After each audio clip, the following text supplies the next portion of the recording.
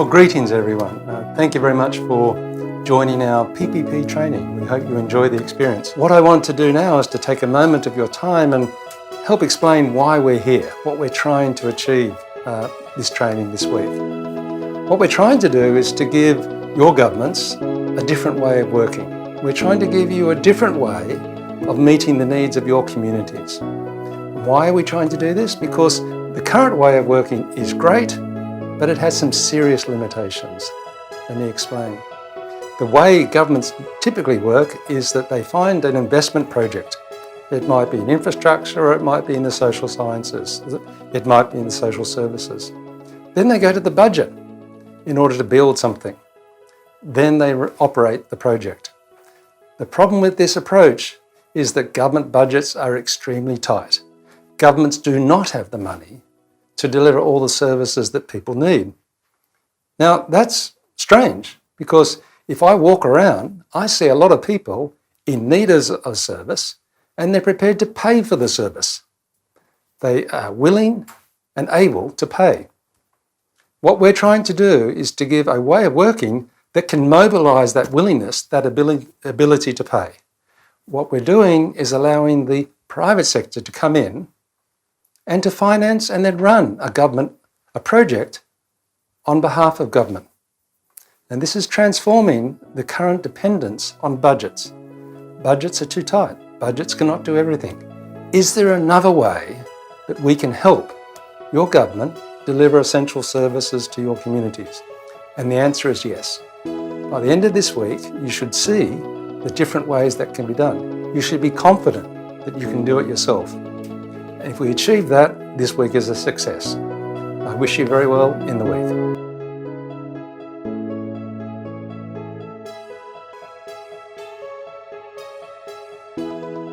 Welcome to this e-learning series on public-private partnerships brought to you by the World Bank and DFID. In this first module, you'll learn what are public-private partnerships, including the definition, the rationale, and the objectives.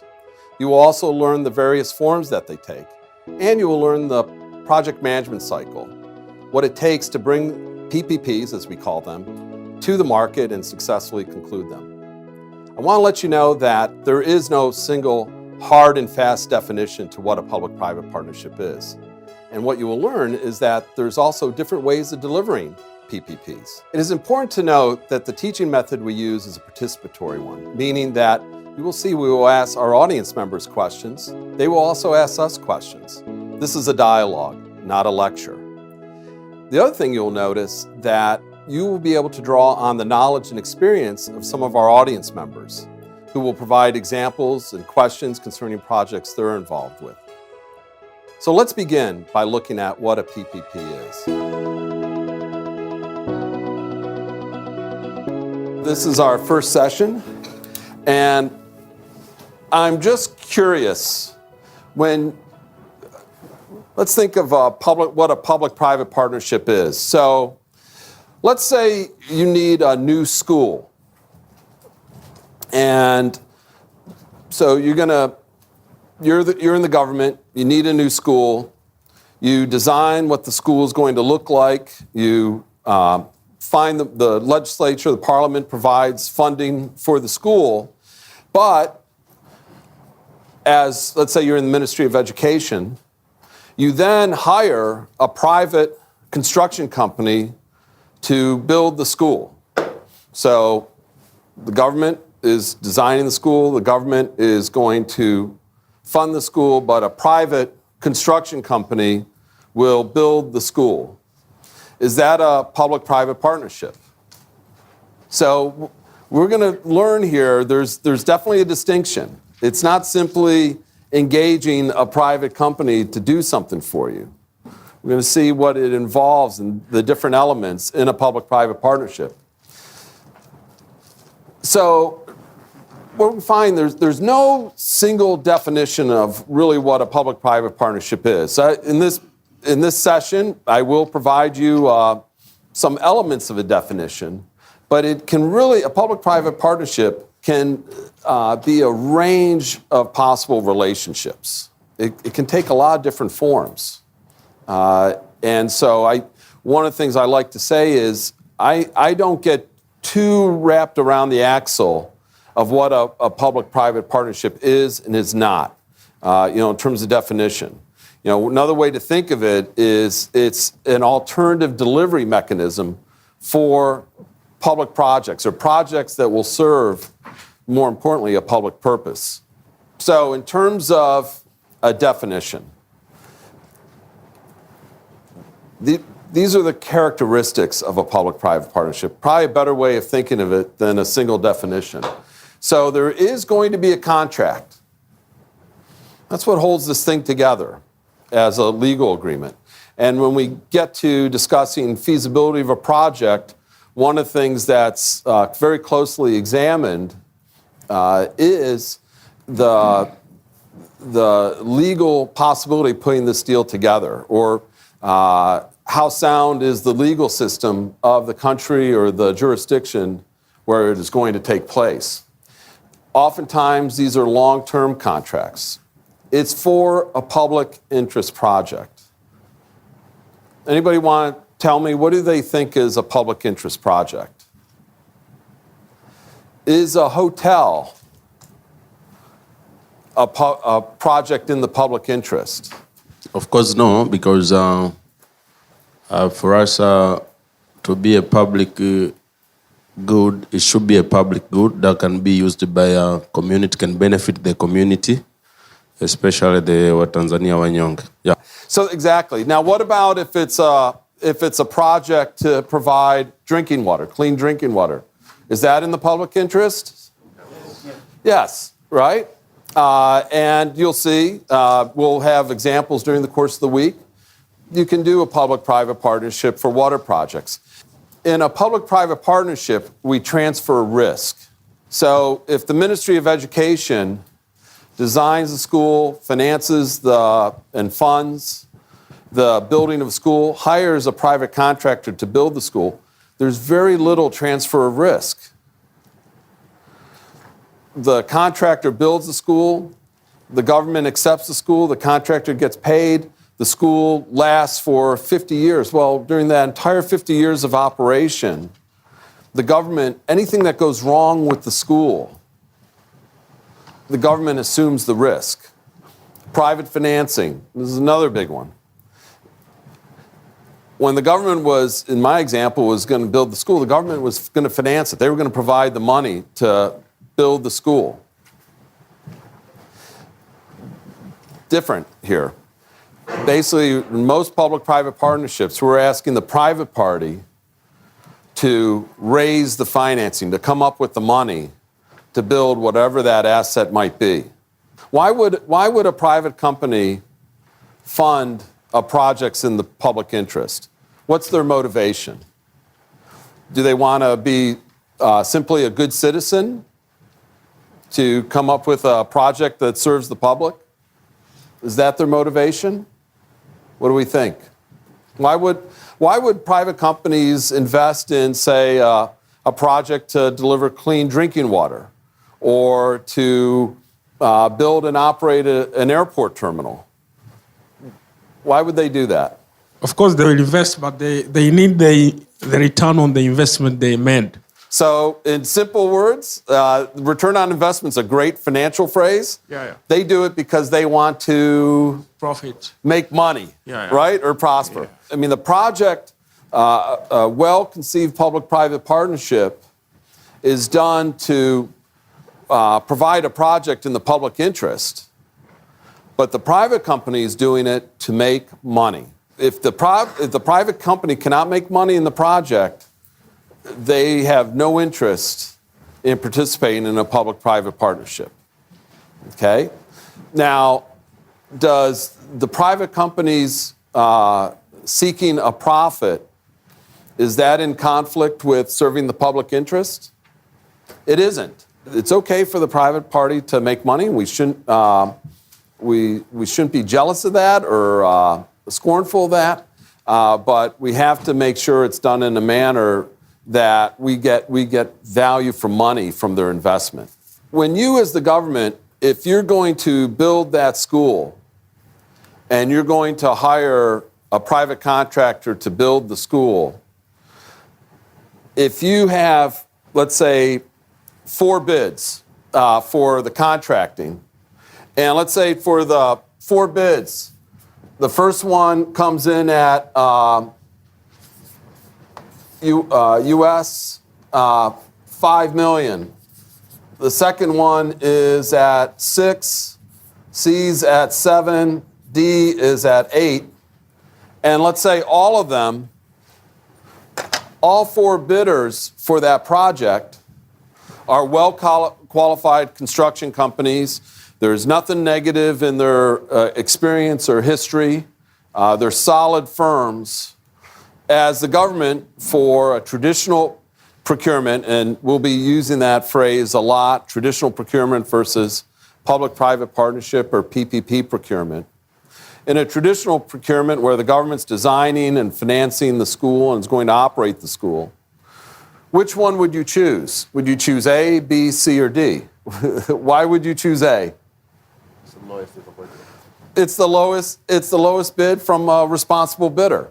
Makes sense, right? Let's say it's a public-private partnership project, and you are going to provide the private partner a 30-year agreement to design, build, finance, operate, and maintain the school. And they have to, part of their proposal, they have to provide you the construction costs. Which one would you choose? A, B, C, or D? No answers? That's okay, because the answer is we don't know yet which one you would choose. It's not necessarily the lowest cost. There might be better value in a higher price construction cost because maybe they're using better materials, better systems, where it lowers the operating costs of the project. When we were building the school through traditional procurement, we were all about inputs. We were the government. We designed the school. We said what we wanted to look like, what kind of materials to use. And we simply came up, we had our architects come up with partial construction drawings, and we put those drawings out for bid. So if we were to have a school built through a public-private partnership, what might an output be? One of them might be the number of students we want the school to be able to accommodate. We might say we need a school that can handle 200 students today with the possibility to expand to, say, 300 students in 5 years. We need the school to have the ability to have wireless internet. We want energy-saving windows. Whatever it might be, those would be outputs. We would leave it to the private sector now to design it. So we're going to be focused more on outputs. So it puts government in a position of not necessarily having to deliver, but to really in a position to guide where we want it to go. All right, so some of the key points in public-private partnerships as in terms of definitions. We're looking for services. This is not simply the procurement of a school, a procurement of a water system, a procurement of an airport terminal. It's not simply focused on assets. It's what we want it to do. We want the school to provide a safe, effective learning environment for students. We want the public-private partnership water system to deliver and treat clean water. The airport terminal to function effectively, to generate economic growth and development for our country. These are all services. The contracts are going to be performance-based. What that means is that the private party, as my friend in the back said, they're interested in doing this to make money, but we simply just don't hand them money. We could have, well, we'll learn a little later when we talk about the different forms of public-private partnerships. This isn't going to be simply a cost-plus contract, which is, okay, you want us to manage your water system? This is how much you have to pay us each month to do that. That's kind of like a cost-plus system. This is how much it costs. We have to make a profit. That's the plus part.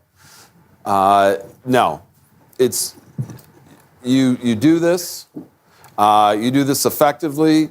You meet key performance indicators, and you meet those performance standards. You, the private party, get paid. Sometimes the private party be fully at risk in, say, a user fee situation. You don't have to. If you don't know what these terms mean right now, don't worry about that. We're going to be going over that. Other times, they're at risk purely on performance, say an availability payment scheme.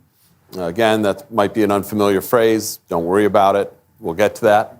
But it is important that what is going to matter is that they actually need to perform in order to be paid, the private party. You as the government, you pay the school, you pay the contractor when they build the school, they deliver it to your satisfaction, they get paid, they walk away with their money, and that's the end of it. In a public-private partnership, forces governments to think of the project not simply as the brick and mortar cost, if you will, of building a school. You're going to start thinking of things like, okay, how much is it going to cost to operate and maintain the school over the life of the school, or the bridge, the water system, the power generation, whatever it may be. Governments are pretty good about estimating the cost of building something. They're never precise. That's fine. There's always, a fudge factor there, but they're pretty good. One of the things they're not very good at is kind of when they do that kind of budgeting, and they'll budget for how much it costs to build the school, but they're not very good at budgeting what it's going to cost to operate and maintain the school over the life of the school. So a big problem in government, when governments find their backs up against the fiscal wall, when government revenue becomes tight and the government needs to tighten its belt in terms of spending, what's one of the first things government cuts? Maintenance, right? Why does government reduce maintenance? Because there's no political constituency. So it's very easy to cut. So governments around the world, their assets suffer from what's referred to as deferred maintenance. They're like, okay, the roof is leaking. We don't have enough money this year to fix the leak. In fact, it's not simply a leak. The roof needs to be replaced. So let's just throw some tar on it this year. That might seal the leaks. And next year, hopefully, we have more money in the budget. Next year comes along, we don't have more money on the budget, so we put a little more tar on the roof. Third year, we're still doing that. In the meantime, we're still having leaks over time. The leaks are getting into the walls. They're creating mold. They're shorting out wires. And we just keep going and going. And all of a sudden, it's not simply that we have a roof problem. Now we have a structural problem. We have other problems. And all of a sudden, instead of just the cost of replacing the roof, we now got to gut the walls. It becomes a big problem.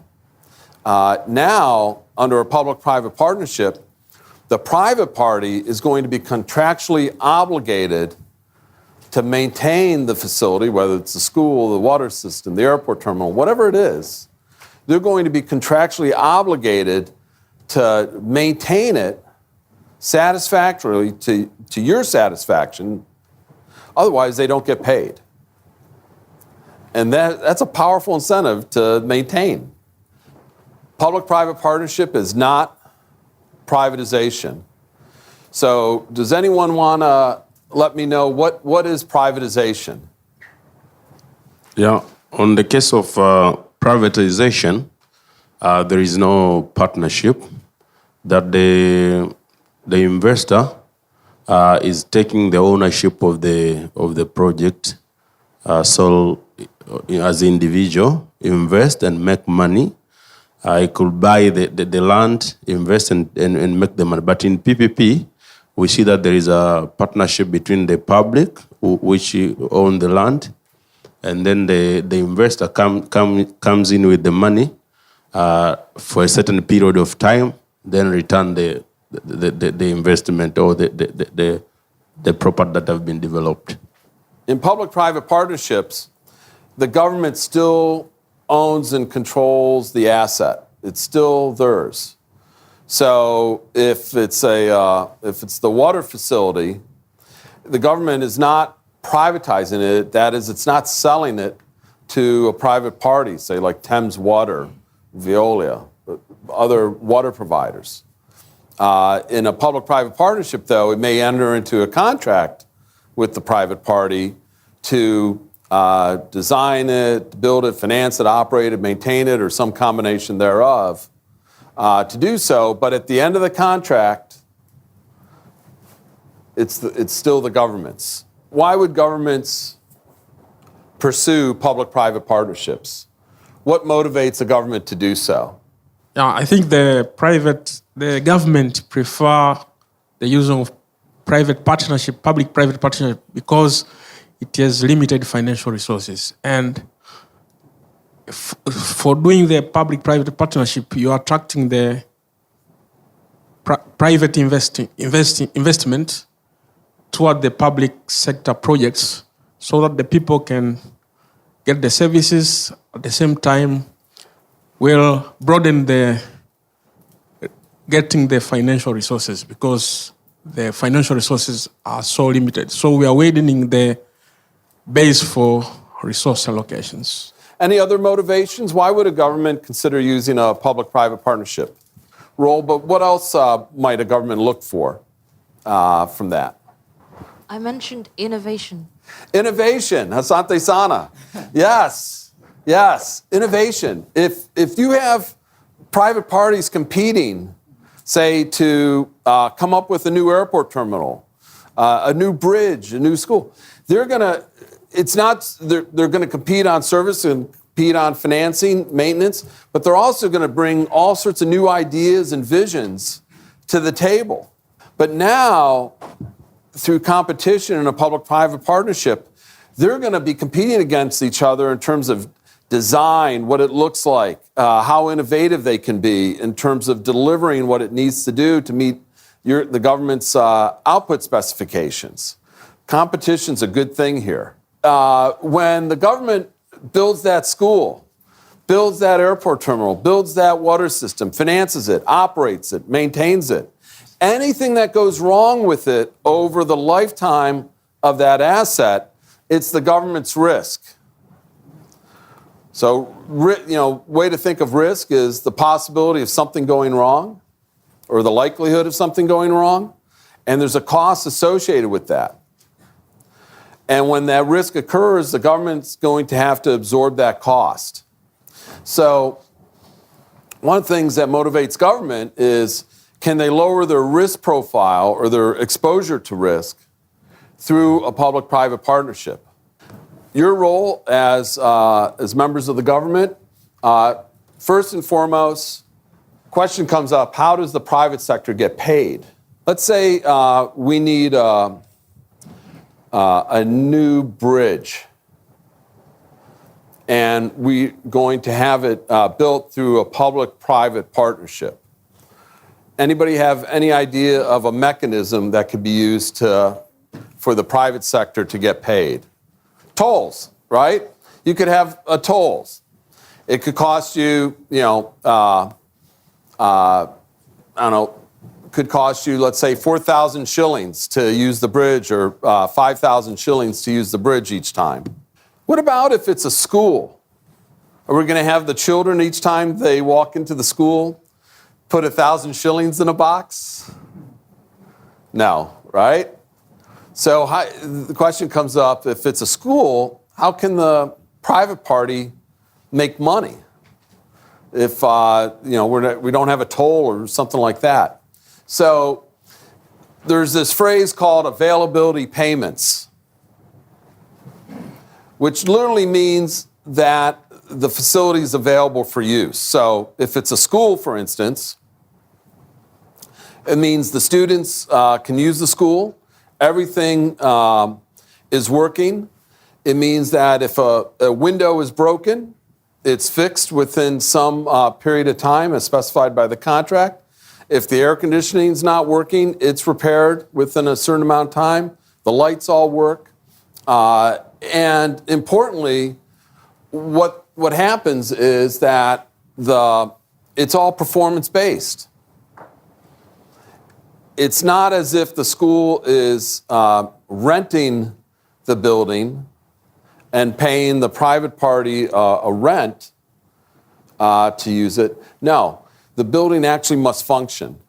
And the government will evaluate how well they're performing, and their payment is going to be based on that. If the window's not broken is not repaired in a timely manner, or if the air conditioning's not working for a long period of time, the amount of money the government pays the private party is reduced. So that's a pretty powerful incentive for the private party to perform, that everything is working, because they want to realize that full payment. Let's say only 50 students use the school. Does the private party receive their full payment? The lights are working, the air conditioning's working, everything's working. Does the private party receive their full payment if there are only 50 students using the school? There's no demand risk for the private party.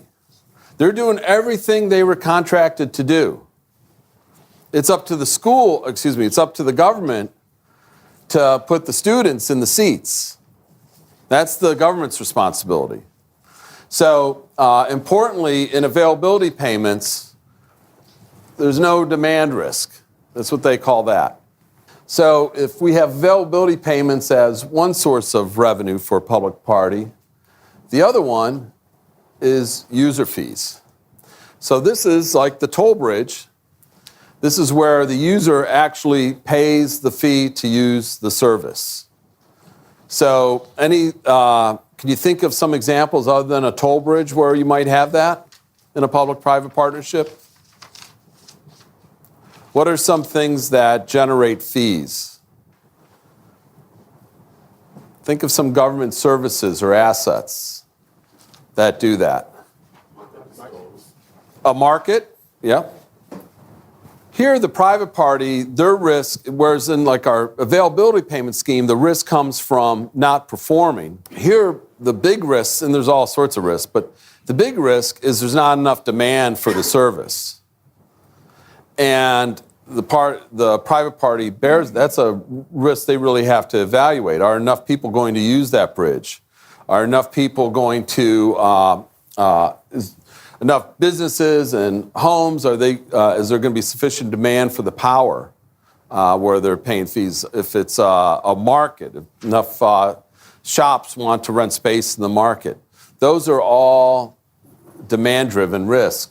What's really driving the cost reduction in the public-private partnership are two things. One is to lower their cost basis.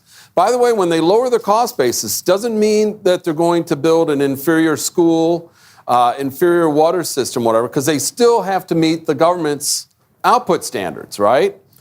But what they're looking at, when the government was going to build the school through traditional means, the contractor simply delivered the school, got paid, end of story. It may have taken 18 months to build the school. That was it.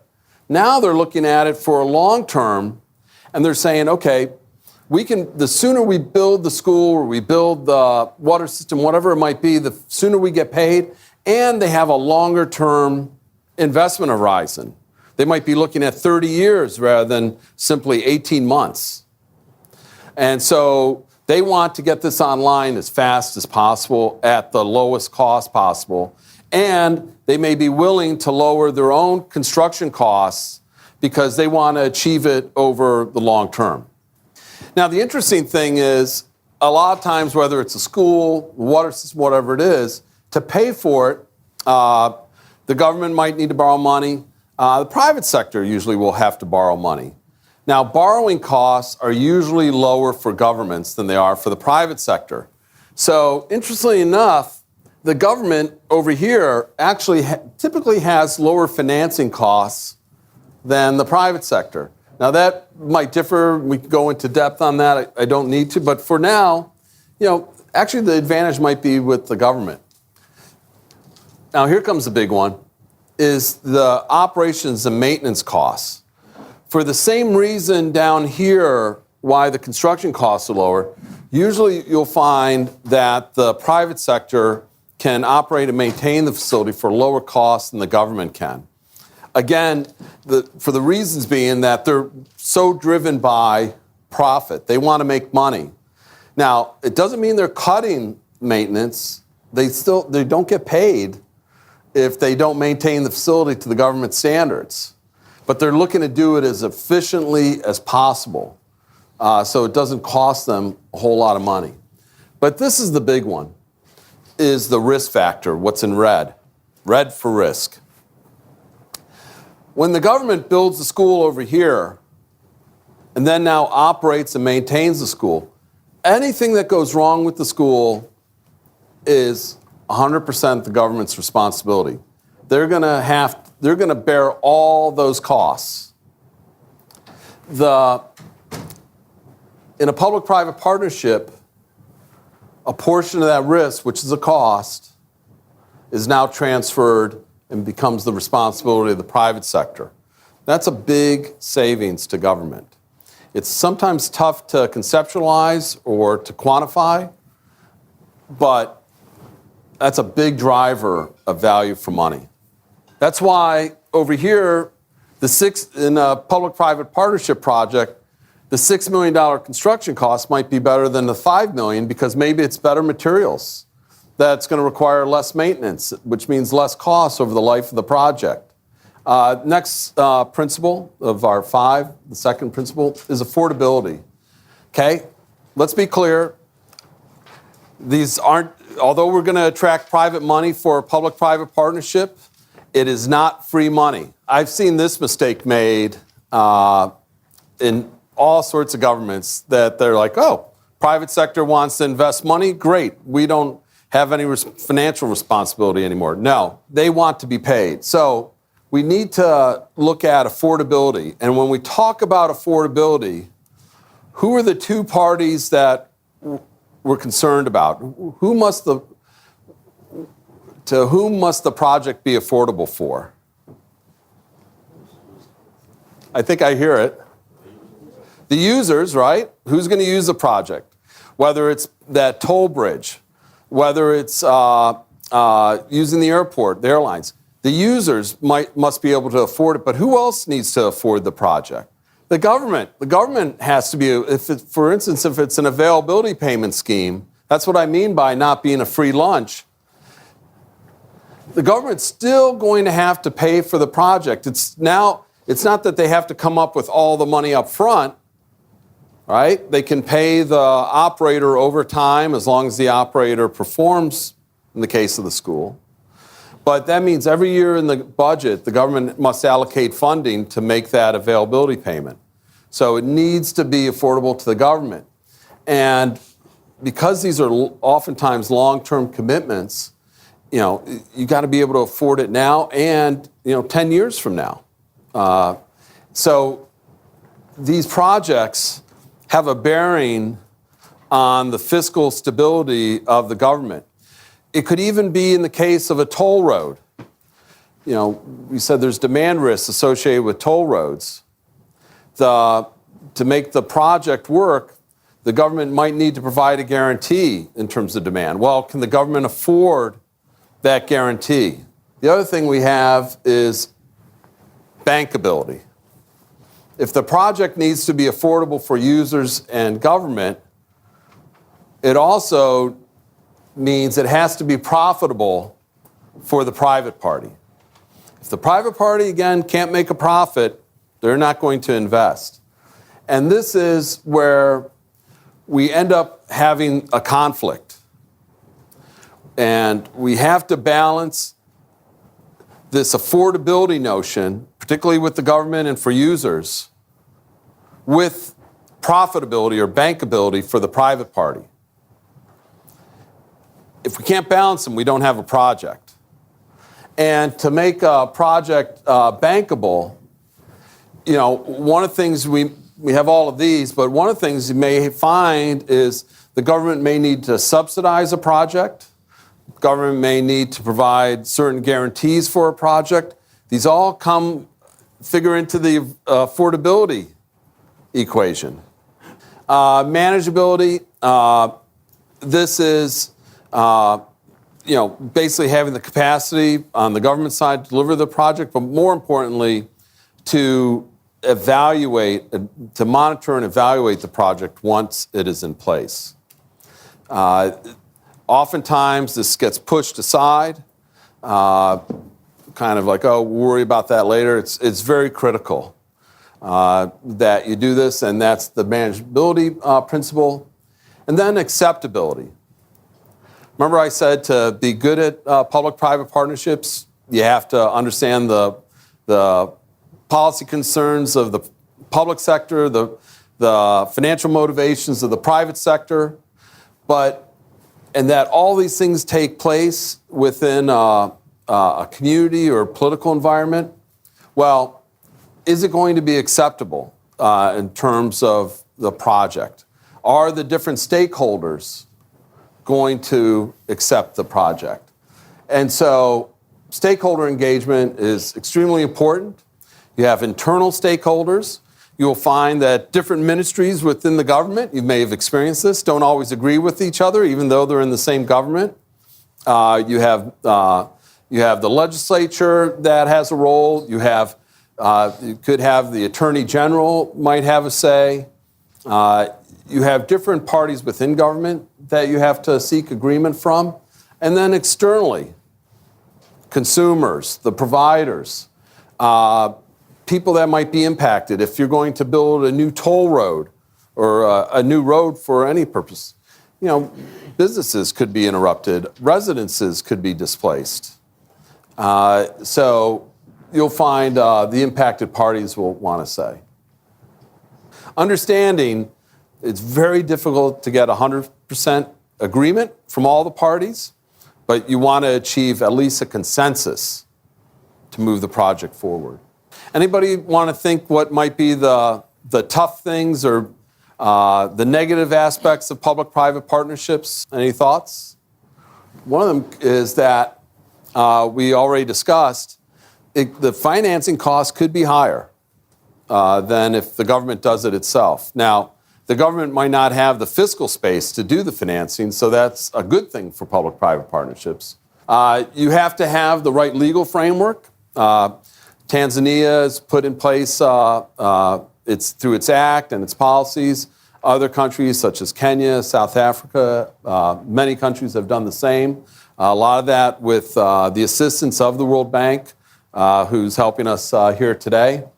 You're looking for facilities that have, let's say, large investment requirements. If it's user fee based, something with long-term demand, even availability payment, frankly, for that. You want to not just have one project, you want to create a pipeline, a series of projects you'll find the investors much more interested in, and you want to standardize the procedures. You don't want to have to invent the wheel each time you go through this. And the other one is, you're looking, and someone mentioned innovation, I think back there you did, in terms of delivering these projects. You don't want government regulation, government bureaucracy to strangle the project, so you don't necessarily want to impose the government bureaucracy on the private partner. And are you familiar with the phrase red tape for bureaucracy? Governments oftentimes talk about cutting red tape. The problem's too often the government cuts, instead of cutting the tape crosswise, it cuts it lengthwise. It creates too much more red tape. So you don't want to do that. We'll now go through the various structuring options for public-private partnerships so that you have, again, a basic understanding of the different forms they may take. So there is a spectrum of possibilities in public-private partnerships. We have everything from service contracts, management contracts, leases, all the way up to divestiture. Anybody, what do you think divestiture is? What's another word for that? Yeah, privatization, right? Government divests itself of the assets. And so they take different forms. If you think about it, a phrase you will hear oftentimes with public-private partnerships or letters associated with public-private partnerships is, if we kind of get rid of this, you'll hear D, B, F, O, M, those letters. Anybody know what, it's okay if you don't, but what do you think the D stands for? Design, very good. What about the B? Yeah, excellent. And the F? Yeah. The O? Yeah, and the M. Excellent. So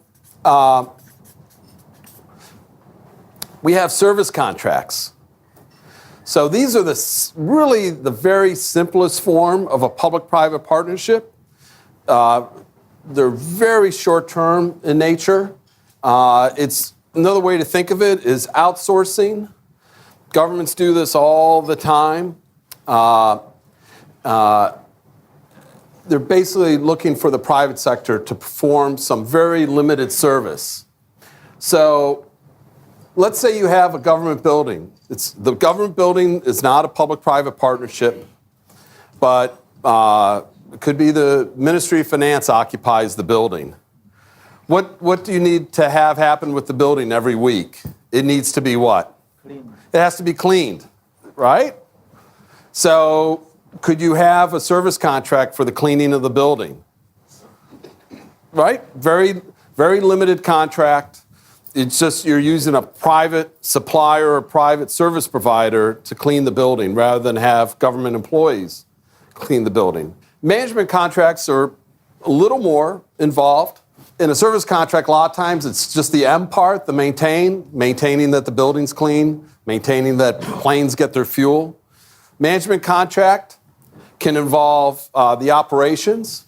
So again, the government owns the asset. The government assumes all the risks with the assets. But basically what happens is that the actual management of the asset, the private party could perform. So as an example, you could have water systems. There are water systems that have management contracts. The government owns the water system. The government bills users of the water system. The government makes all the investment necessary for the water system. But the government may hire an outside company to actually manage, operate the water system. A lot of times, the way they get paid is the management company will charge a fee. This is kind of where you get your cost plus. They'll say, okay, we're the management company. We need to have this much budget to operate the system. And for our service in performing those duties, you will pay us this much. That'll be our profit. But the management company does not make any investment. So they're not designing anything. They're not building anything. They're not financing anything. Just operating, the O. They may also have the M, maintain. These contracts do you think they're long-term, short-term, medium-term? What do you think they might be? I think they might be a long-term. They're not too long-term. How many years do you think they might be? Just a range. It's not that long, medium, something like 5 or... 5, yeah. They're generally around 5 years. They might be 3 to 5 years, 3 to 7 years. Then we have leases. And this comes, basically, you see these in two forms. You could have the private sector build something for the government. So picking on our friends at the Ministry of Finance again,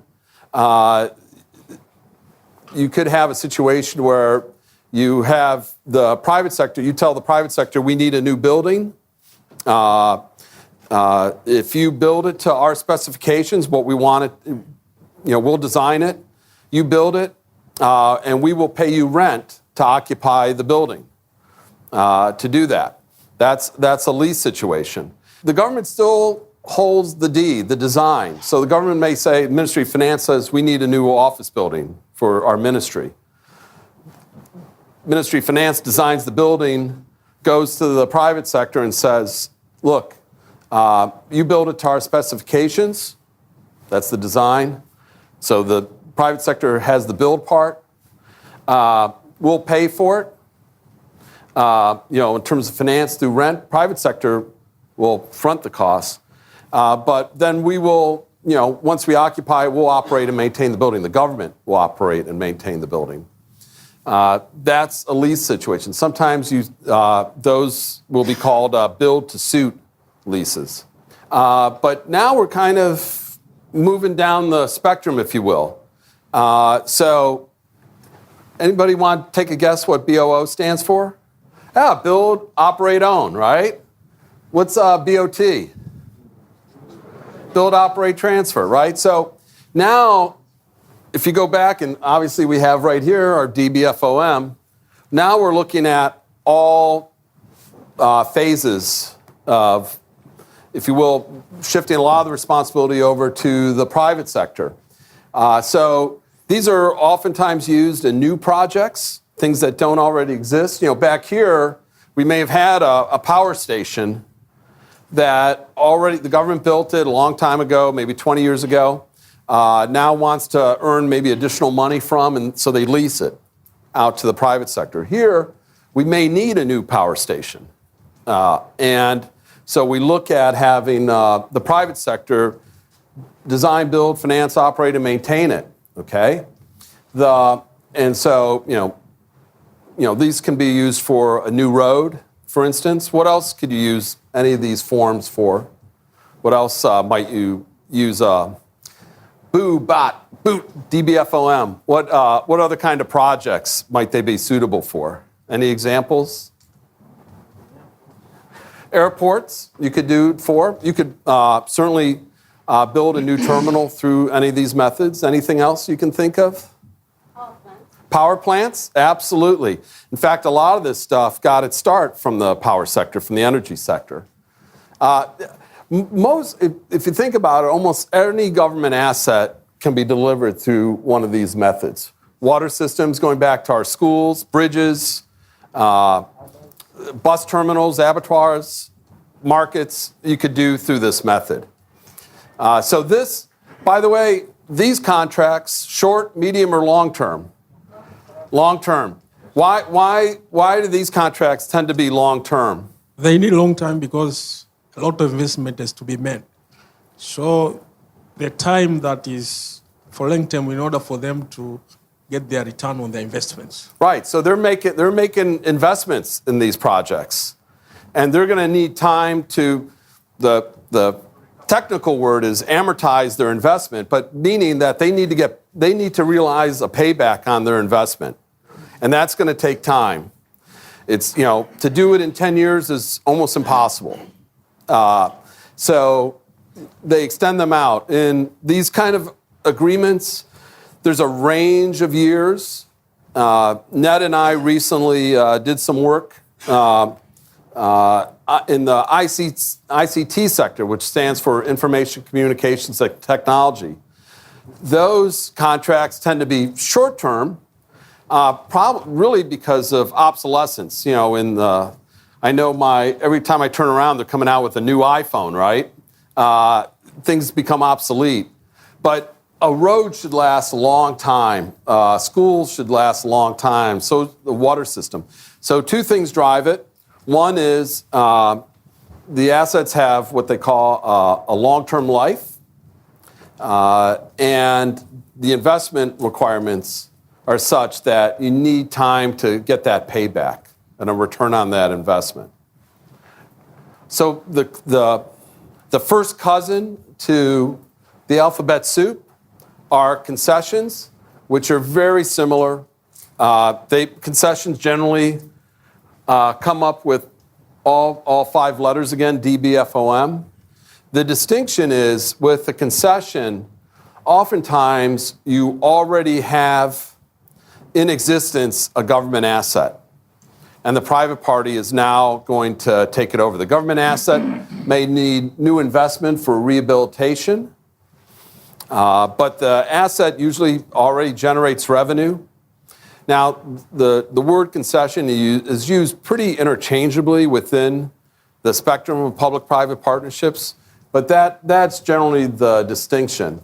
So this happens to be an airport that is a public-private partnership. It happens to be in the Caribbean, where a private party came in. They have, I believe it's a 40-year concession with the government. In concessions, oftentimes the asset itself is already generating revenue, has value. So concessions are not privatization, but a lot of times the government actually realizes an upfront payment. So in this case, this concession value was worth, I believe it was about $4 billion US. And the private party, that's the value to the government. And the private party paid the government $610 million up front. So the first day they took over the operation of the airport, the private party actually handed the government money, $610 million, and then pays more money to the government over time. So concessions are a way for governments oftentimes to raise money. It happens in this government had a lot of fiscal problems and was looking to raise money, so they used a concession model. And it's worked out quite well. We'll probably come back to this airport when we talk about procurement.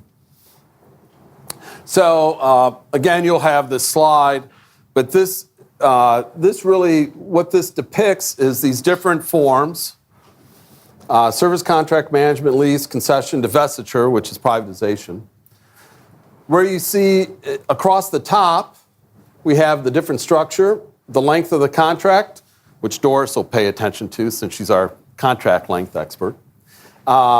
Who's providing the service, who's receiving income or takes care of any losses on it, who provides the financing, who owns the asset, who's responsible for regulating the asset or service. If it's in green, it's the private party. If it's in red, it's the government. So this is a bit of a dashboard of giving you some understanding of where that is.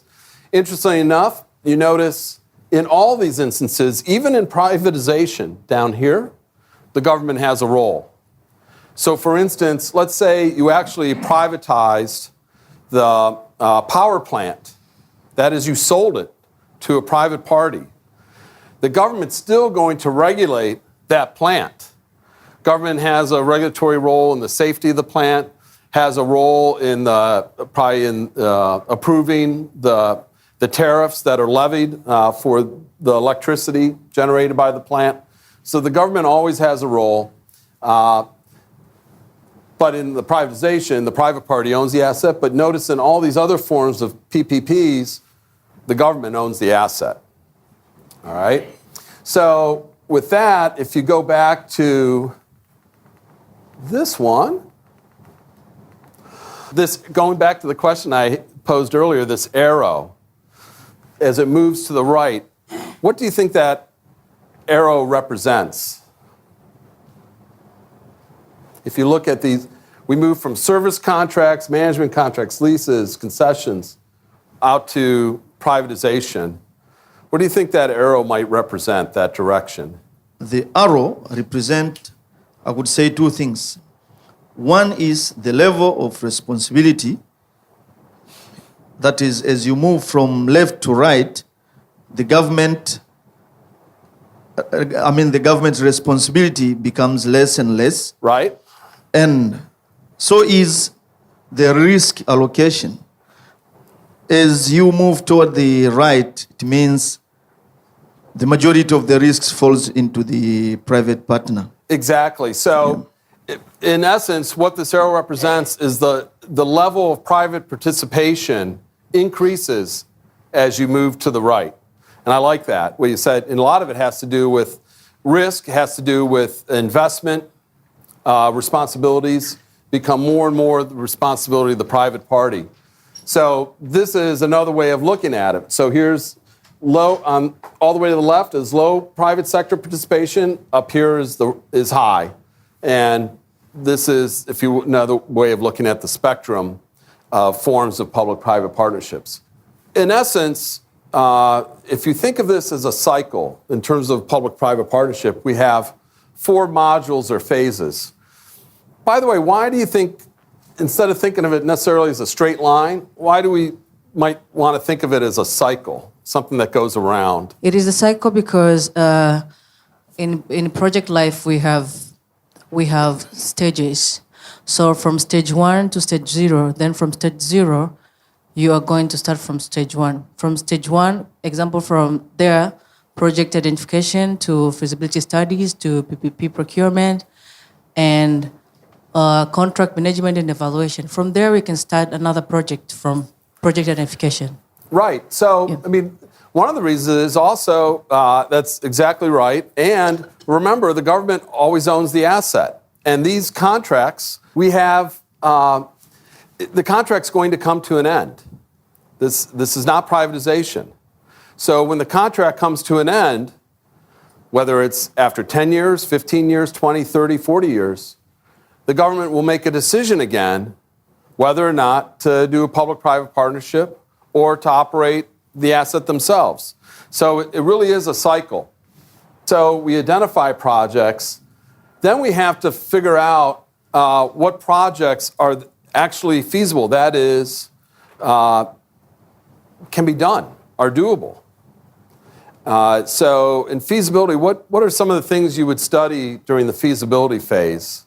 Actually, on the feasibility study, that's maybe the governments is, or the owners of the project. They just look the project is viable. That means it produced the analysis will produce the profits during the implementation. That means we just look the feasibility study. So yeah, viability is good.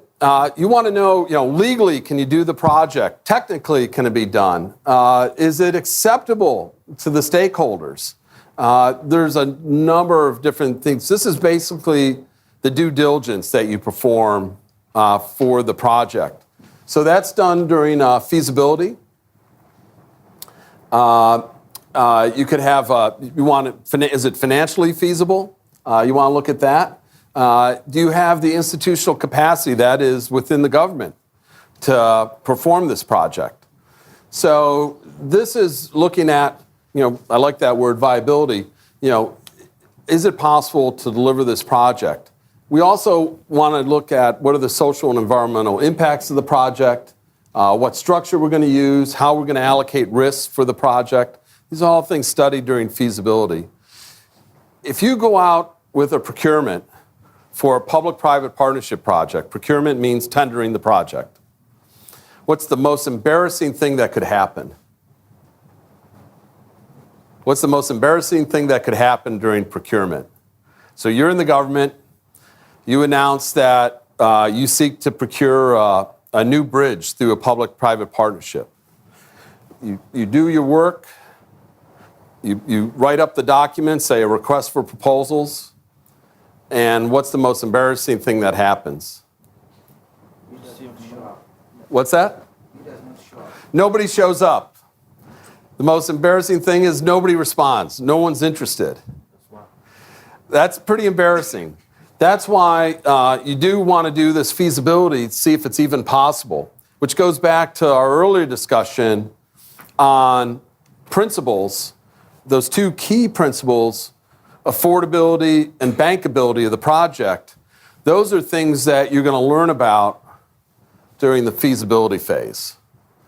If you can't find a happy medium during that feasibility of those two things, you may find that if you move forward anyways, that no one shows up. This is where we go and find our partner.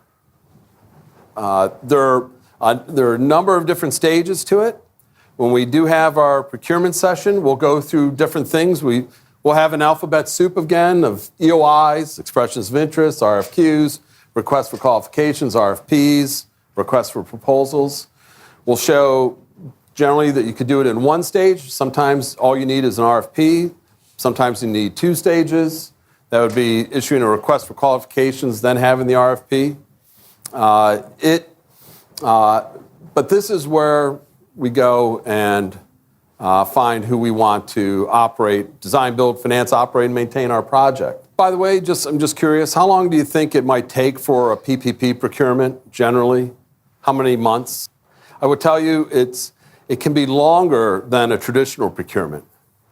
Traditional procurement, remember the government was designing the project and the government's going to finance it.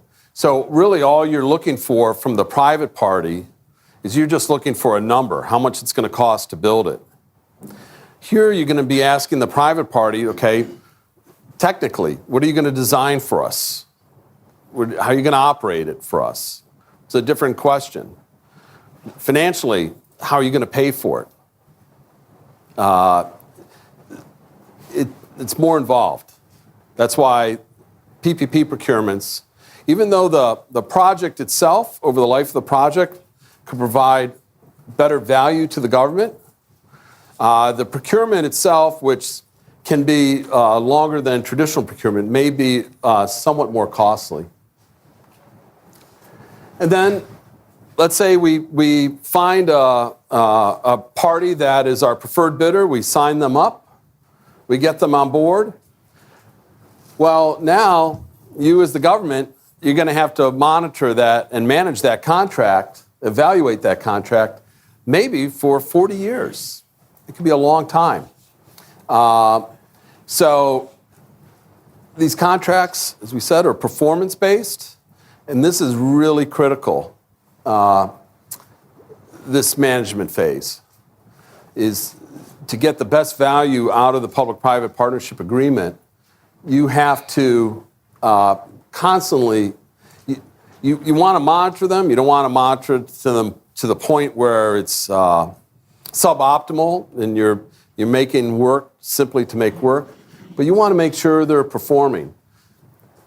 This part right here back at the procurement stage, like I said, this could be, it could take at the shortest maybe 1 year.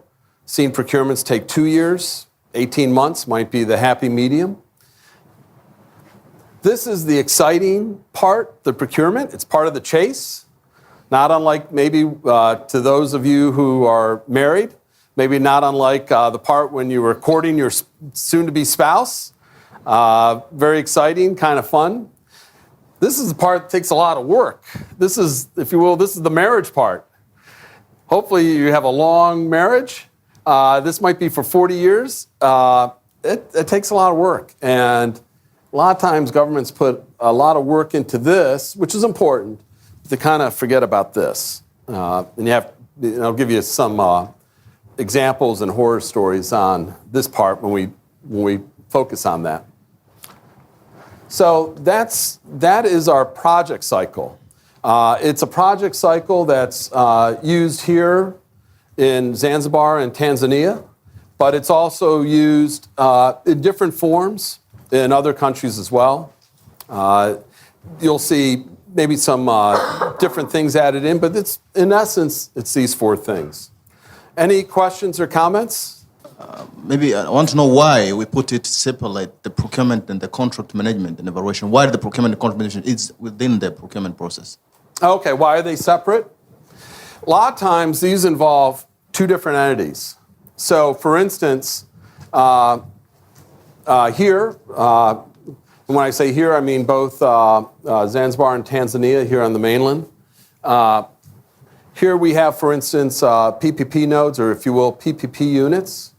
We have the project itself, we'll learn during procurement, might be the responsibility of, say, the Ministry of Transportation or Ministry of Education.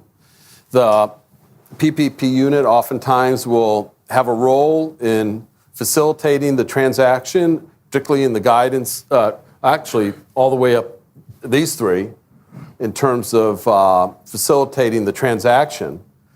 But then over here, the procurement team is usually very different from the contract management team.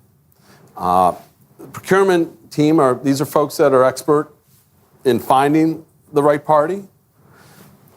They're expert in managing the contract. Now, you do raise a very important point that we'll discuss when we get to the session on contract management.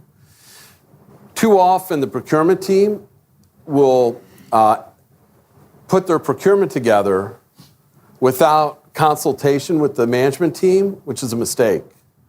What holds a public-private partnership together? What document? The contract, exactly. The contract holds it together. And the contract, keep going back to it, is performance-based. So they'll have something that we refer to as KPIs, which stands for Key Performance Indicators. Well, those KPIs are going to be evaluated by the contract management team. Well, the procurement team, which is they're the ones that come up with the contract. The management team is going to manage the contract. Well, it's good for them to make sure they're not writing a contract that's going to be difficult for the management team to evaluate. So they do need to interact with each other. Is sometimes there is an assumption that a PPP, when you say public-private partnership, the partnership, you think that, it must mean that the public sector and the private sector together own shares in like a joint venture, that all PPPs therefore have to be a joint venture, that the public sector is a minority shareholder. That's not true. A joint venture, it's an option. You can decide that maybe the PPP project company would be better served if there was some public ownership in it. But you do not have to have that. You simply have a PPP by virtue of the fact that you have a contract with a private party to deliver public services. And that private party, that project company, can be 100% privately owned. It usually is. Okay, now that we know what PPPs are and what the options are to structure them, what kind of a framework do we need to provide the context for PPPs? So I want to look at the legal, institutional, and regulatory frameworks for PPPs. I'll give you some case examples of those. And then we're going to transition next into looking at, well, what are Tanzania's and Zanzibar's current PPP frameworks? How do they compare with the ways that other countries have done them? What are the advantages, the disadvantages? So I want to talk about what are some of the good practices, sometimes called the best practices, in designing and managing a PPP framework. I want to give you case examples, how other countries have approached this, from South Africa to India, for example, to Kenya and others. Neither of these is the superior example. We're not saying, just copy what they've done in South Africa or copy what they did in India. Each have their own programs that they designed to meet their own needs. So we want to learn from their experiences. What is it that they've done that we think might work better here? What are things that we want to avoid and why? And then I'd like to have a discussion here on what are lessons learned from these. What kind of a decision is making a PPP? What kind of a decision is it when we decide that we're going to involve the private sector in public services? That's a what kind of a decision? The decision which can take you to the PPP is who is in the position to manage the PPP project? Sure. These are policy decisions, right? It's a policy decision when we decide how public services are going to be provided. We don't do it simply based on technical criteria, but we've got to make sure all of the stakeholders agree and are included in the process. So this oftentimes becomes the most complicated and difficult challenge in implementing PPPs, managing the stakeholders. So to do this, we have to make sure that, we've got a good policy framework in which to do PPPs. So we've mentioned here already, you're familiar with the 4 phases in the life cycle of a PPP. I will let you know that there are some countries that their frameworks, they say, no, we define our PPP cycle according to 6 phases or 7 phases. Doesn't matter, it's the same thing, you just decide how you're going to divide up the various areas. Most PPP frameworks have this kind of a structure, where at the foundation in the base here, you have a PPP policy statement. You have one here in Tanzania, you have one in Zanzibar. And the policy statement should say things like, define what are PPPs, should define why are we doing them, what is the purpose of it? Are we doing it just to save money? Are we doing it to improve quality of services? How are we going to make sure that if we do PPPs that they are affordable? So the policy statement should explain why we're doing PPPs, what the role of each stakeholder is, And it should be in, it shouldn't be in legal or technical language. It should be brief and readable. Don't need to be a lawyer. I'm not. You don't need to be a lawyer to read it and understand it, but just anybody should be able to understand, oh, okay, this explains what a PPP is. It explains why it's not the same as divestiture. It explains why we're doing it. And I think importantly, it should explain how are the interests and the concerns of stakeholders going to be protected. For example, if you're a water consumer, many of us are, and you find out that there are going to be PPPs in the water sector, what do you think most water consumers might have concerns about? Tell me. I think the issue is about the price of water. Sure, the price of water. So one of the things that the policy statement should say is how are consumers going to be protected so that if we do PPPs, we ensure there's affordability. Sure. You will also have in policy statements how the needs and the requirements of private investors and financiers are going to be protected. If they sign a PPP contract and they make investments, how are there going to be basic security so that at least they have the opportunity to get their money back? So this is what the first thing should do. Now, on top of that, we say that on top of our foundation, we next draft laws based on the policy. And the laws, and sometimes you could say the implementing regulations are more detailed versions of the law, but they spell out the legal requirements. They do things like designate which institution or organization is responsible for each part of the PPP process. Talk a little bit more about that. Then sometimes you could say, well, it's nice to have laws, but if you're a manager in PPPs, the law can explain in general principles kind of what needs to be done and what somebody's role is. But a law on its own doesn't really tell you practically how to do your job, right? How do I identify candidate PPP projects? Or how do I manage a feasibility study? What goes into it? And so oftentimes you'll see in frameworks, we'll call them toolkits. They'll be called guideline manuals. But these are written to explain in very practical terms how to carry out each step. That's a bit of what we're doing here in this workshop on capacity building. And then on top of that, the fourth and final phase should be now that we've got the framework set up, we've got the foundation set, now let's do projects. Let's implement transactions based on this. But the challenge oftentimes I have seen is when you first try to implement projects and say, well, is there a policy for this? Is there a law that allows it? How do we do this? Do we have any model documents? And you don't.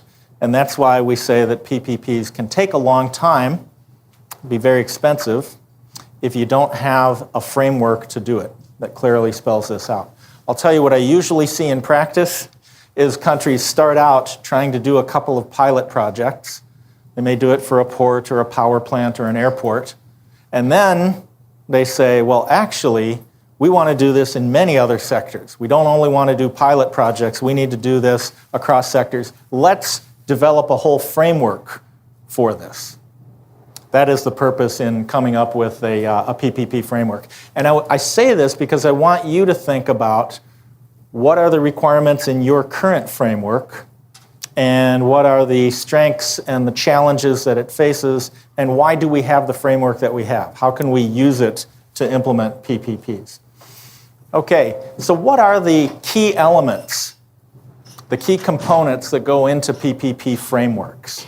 There's a range of them, and I'll go through the checklist here. There is no one single model for a PPP contract or a PPP framework that you say, this will fit all cases. Instead, you say, well, here are options to strengthen your framework. Which ones do you want to pick and choose? First, oftentimes there is a PPP or concession law. In some countries I've seen they don't have a PPP law. What they have is a Public Financial Management Act. And the Public Financial Management Act includes PPPs. It's a subset of that. I have seen some countries that do PPPs, but they don't actually have a PPP law. They've actually determined that the existing laws They allow PPPs if you want to do them. There's no legal impediments or prohibitions. So they say, well, we'll keep things simple. Rather than trying to craft a new law, we'll just implement under the current framework. Okay, you also have here technical units. By this we mean a PPP unit. Usually we have one here in the PPP Center in the Ministry of Finance. You also have PPP nodes, which we're going to be hearing from next. You also have PPP units within line ministries and contracting authorities as the group that's responsible for managing PPP projects within that sector. We'll also see that some countries have, and there are plans here for, we're providing PPP project development funding, project preparation funding, there as it's called. One of the big constraints that many countries face and that many government contracting authorities face is they'll say, we don't have the funds to prepare PPP projects. We can't fund a feasibility study or pay transaction advisors to help us prepare a project. So instead, who do we end up relying on? We can't fund it ourselves. Who do we end up relying on? Some people tend to solicit funds from different private organizations. Sure. One of the options that we will explore here is what we call unsolicited proposals. So you actually allow private developers, investors, usually they're proposing a new idea for a project, and if they want to implement it, one of the things that they do is they will pay for and conduct the feasibility study and will actually draft the contract and the proposal to you. The advantage of that, it can be a little bit quicker. You can get a project implemented faster that way. It's a possibility. Also, they're paying for it. So a common advantage that I see a lot of line ministries and contracting authorities are attracted to is that we don't have to pay for the preparation ourselves, right? Can anybody tell me a potential risk or challenge of unsolicited proposals? Thank you. For unsolicited proposals, you might find maybe the budget doesn't cut with the project. Could be unaffordable, sure. Could also be that if you're not preparing the project yourself as a contracting authority, the contract is written in the interest of your private developer, right? Protect their interests.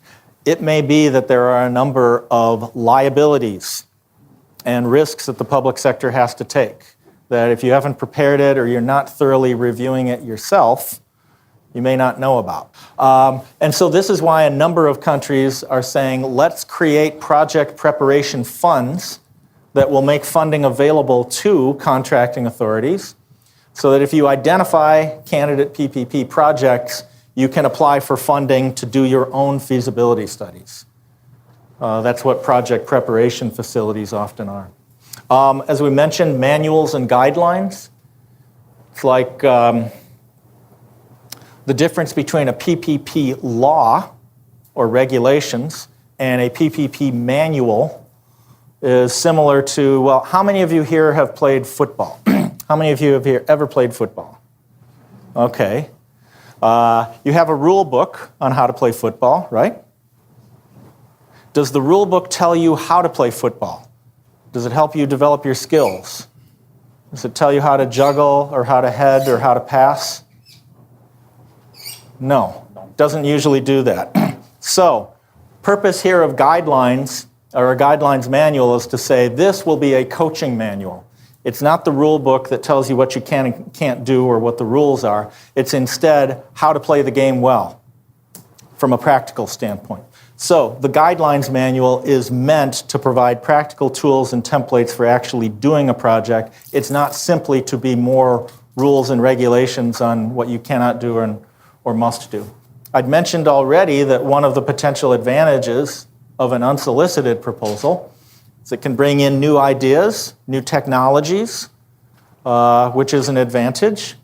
It also means that you're actually getting investors, hopefully with their own money, who are interested in implementing a project, and it can be quicker.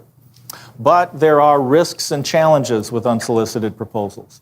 As you mentioned, it could be that it's not affordable.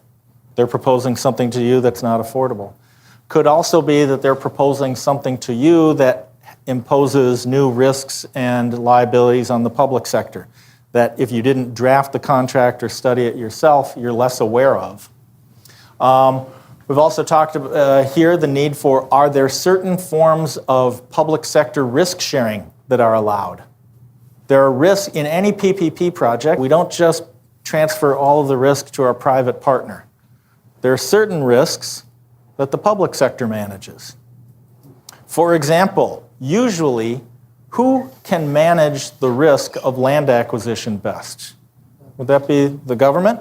Okay, so that's a responsibility, and that's included in a contract that government will provide the land, but it also means that it has to have a certain date, and it's got to be in a certain condition. It's free and clear. These are examples of public sector risks. Let me ask you a question. How long can PPP contracts last? Yes. Thank you. Actually, the PP contracts is long contract. Sure. Yeah. Long period of time. It can be 20 years. Yes. Therefore, when it comes to capacity building, this isn't something that we say, well, we just did it. We did a workshop once and we trained some people on this. These contracts are lasting a long period of time. It's got to be done sustainably. And countries that have done this are doing this on an annual basis.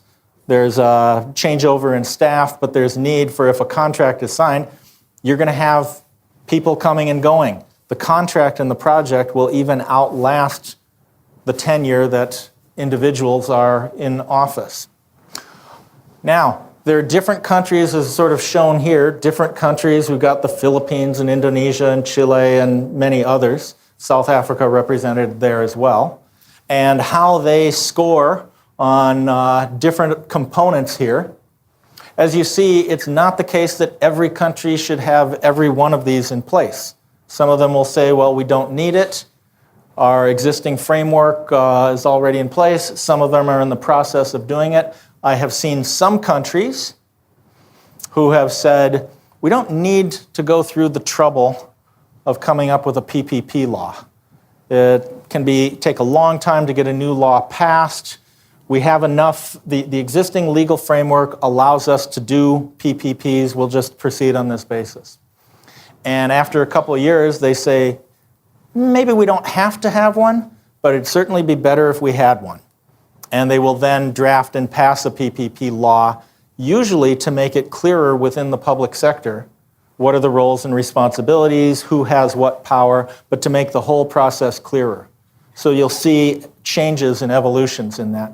Tanzania itself has had amendments to its PPP frameworks and laws. And I want you to think about what are the reasons for that and what are the requirements of the new laws. One of the things that I want to look at here is sort of what are the requirements, what should be in a good PPP law. And this was done by a group of legal specialists who basically looked at PPP laws from many different countries and basically said, here's what we think should be in almost any PPP law to be pretty effective. Number one is that it should be based on a clear policy foundation.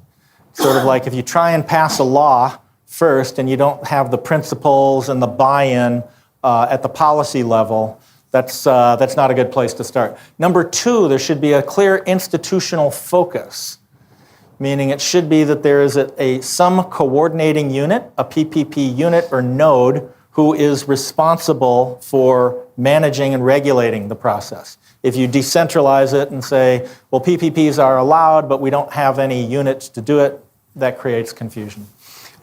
It should clearly define legally what are PPPs and what are not. I've seen some countries that say a PPP, in order to be a PPP, it must require a minimum amount of private financing. Meaning if it's a smaller scale project that still looks, feels, and acts like a PPP, according to the law, it's not. But the law should clearly define things like the size and the term and what the roles are. Number four, it should allow for the transparent selection of a private partner. It should basically say that the process of awarding PPP contracts will be done transparently, that any qualified bidder has a chance of winning, that there's a fair treatment of all bidders. It should enable that process. Some countries have treated this issue by saying, We're not going to do it in the PPP law. Instead, we will have new procurement guidelines that spell out the transparency process.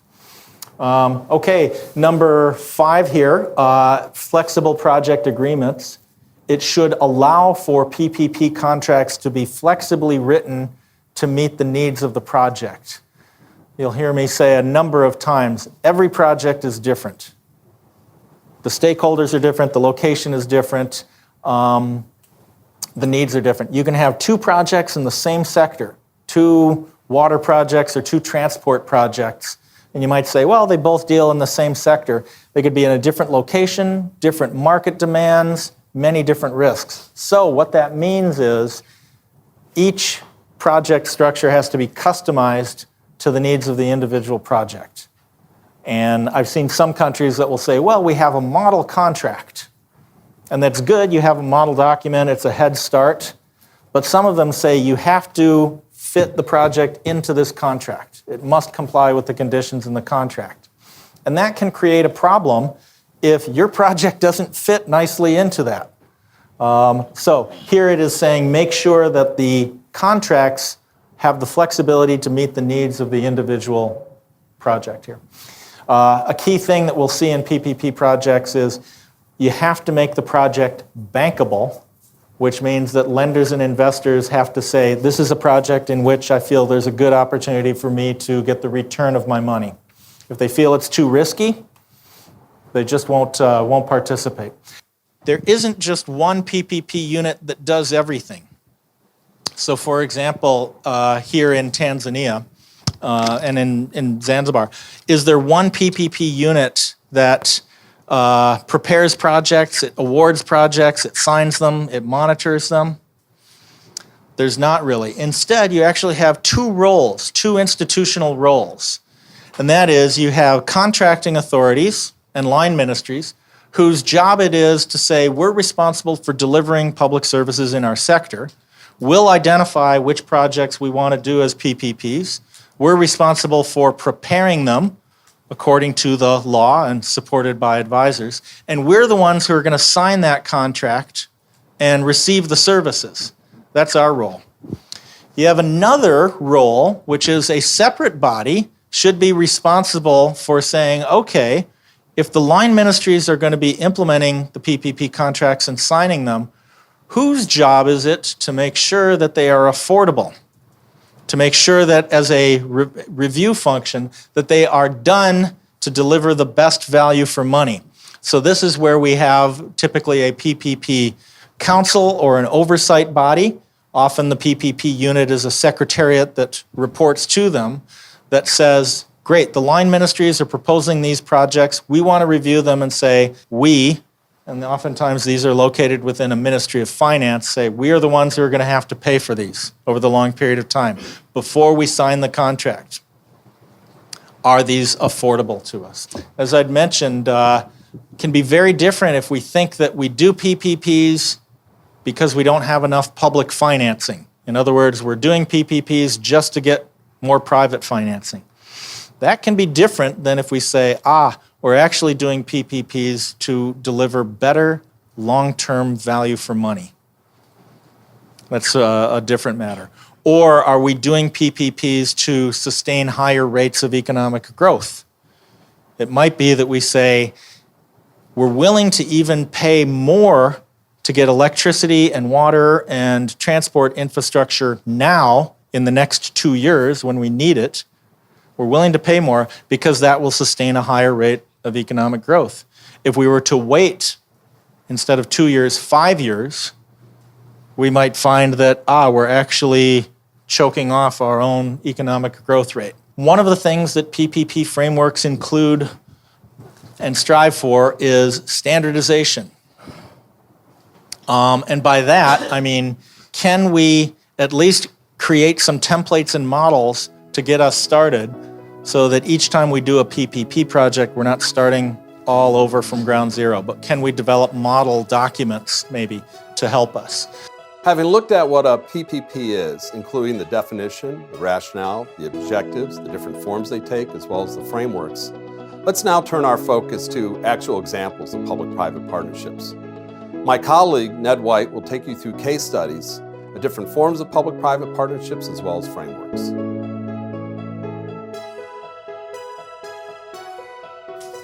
Back in about 1995, 96, I was part of a team that was in South Africa, and we were asked to identify the constraints to doing PPPs in South Africa. What is it that if they were interested in doing PPPs, where are the constraints that we should focus our time on?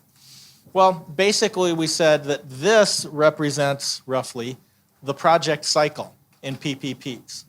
We could say that the first parts, the government policy framework and the capacity building, that would sort of be the foundation.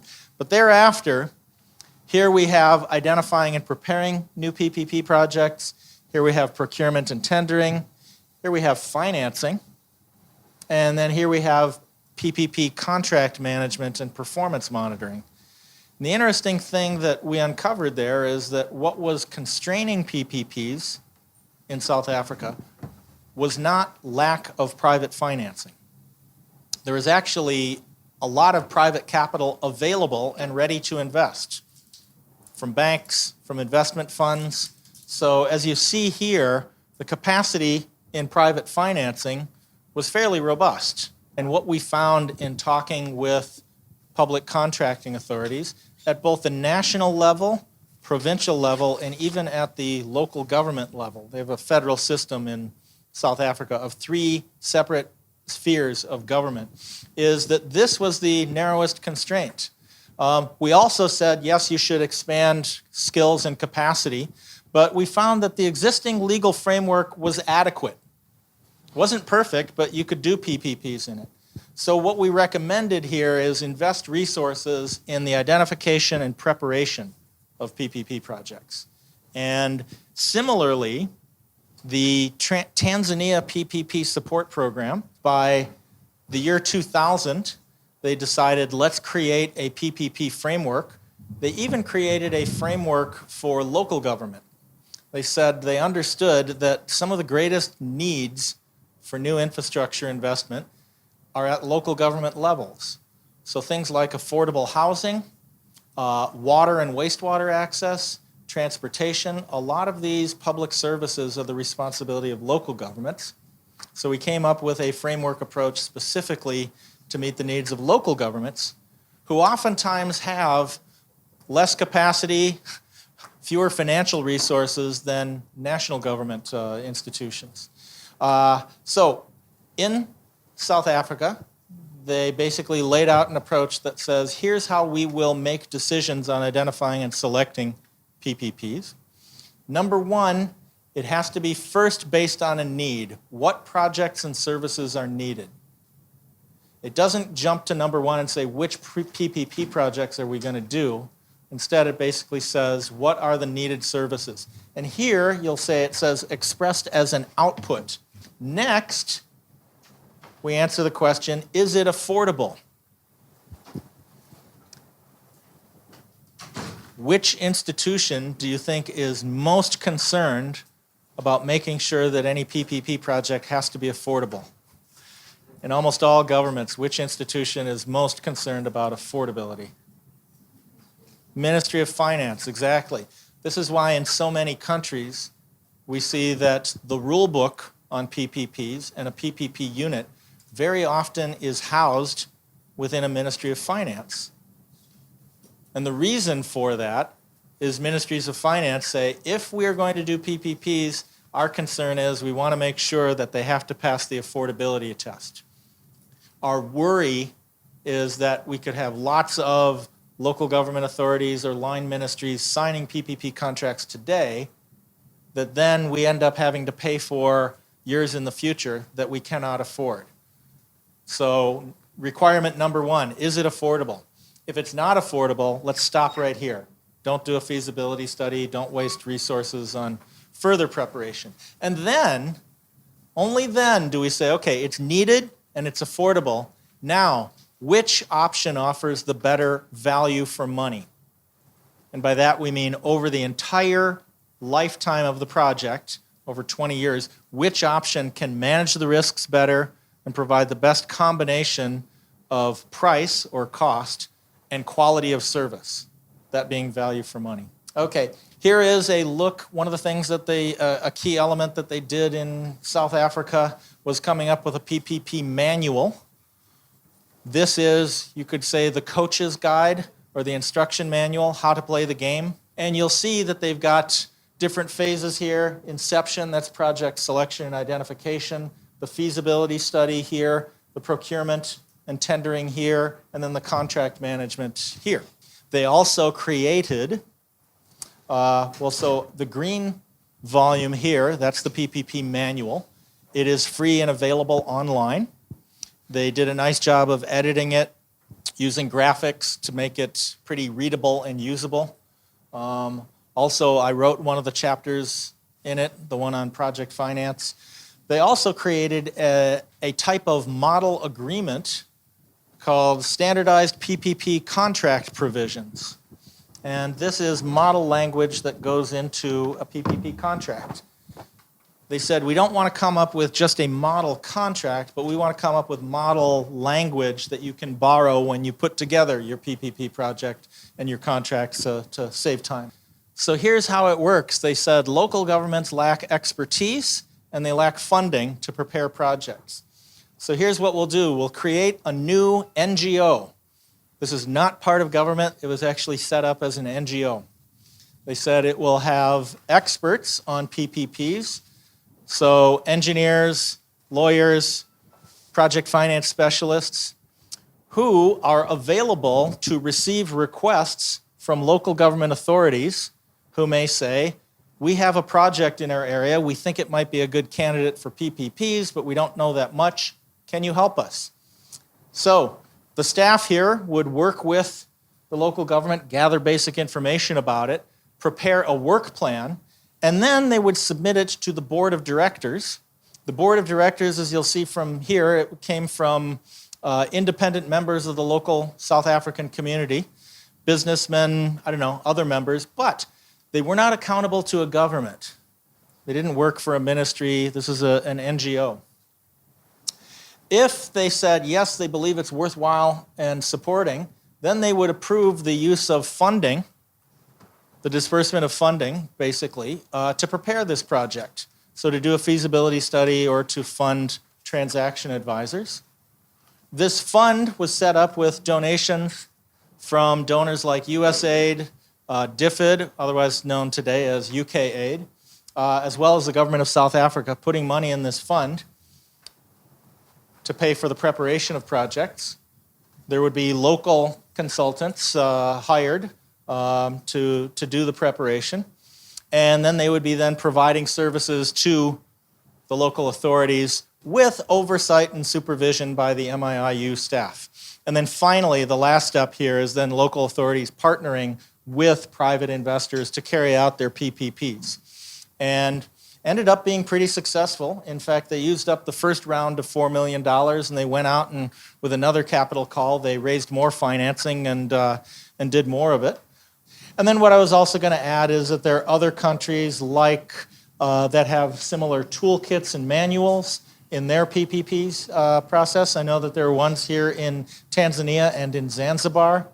Other countries that have worked in with similar PPP frameworks.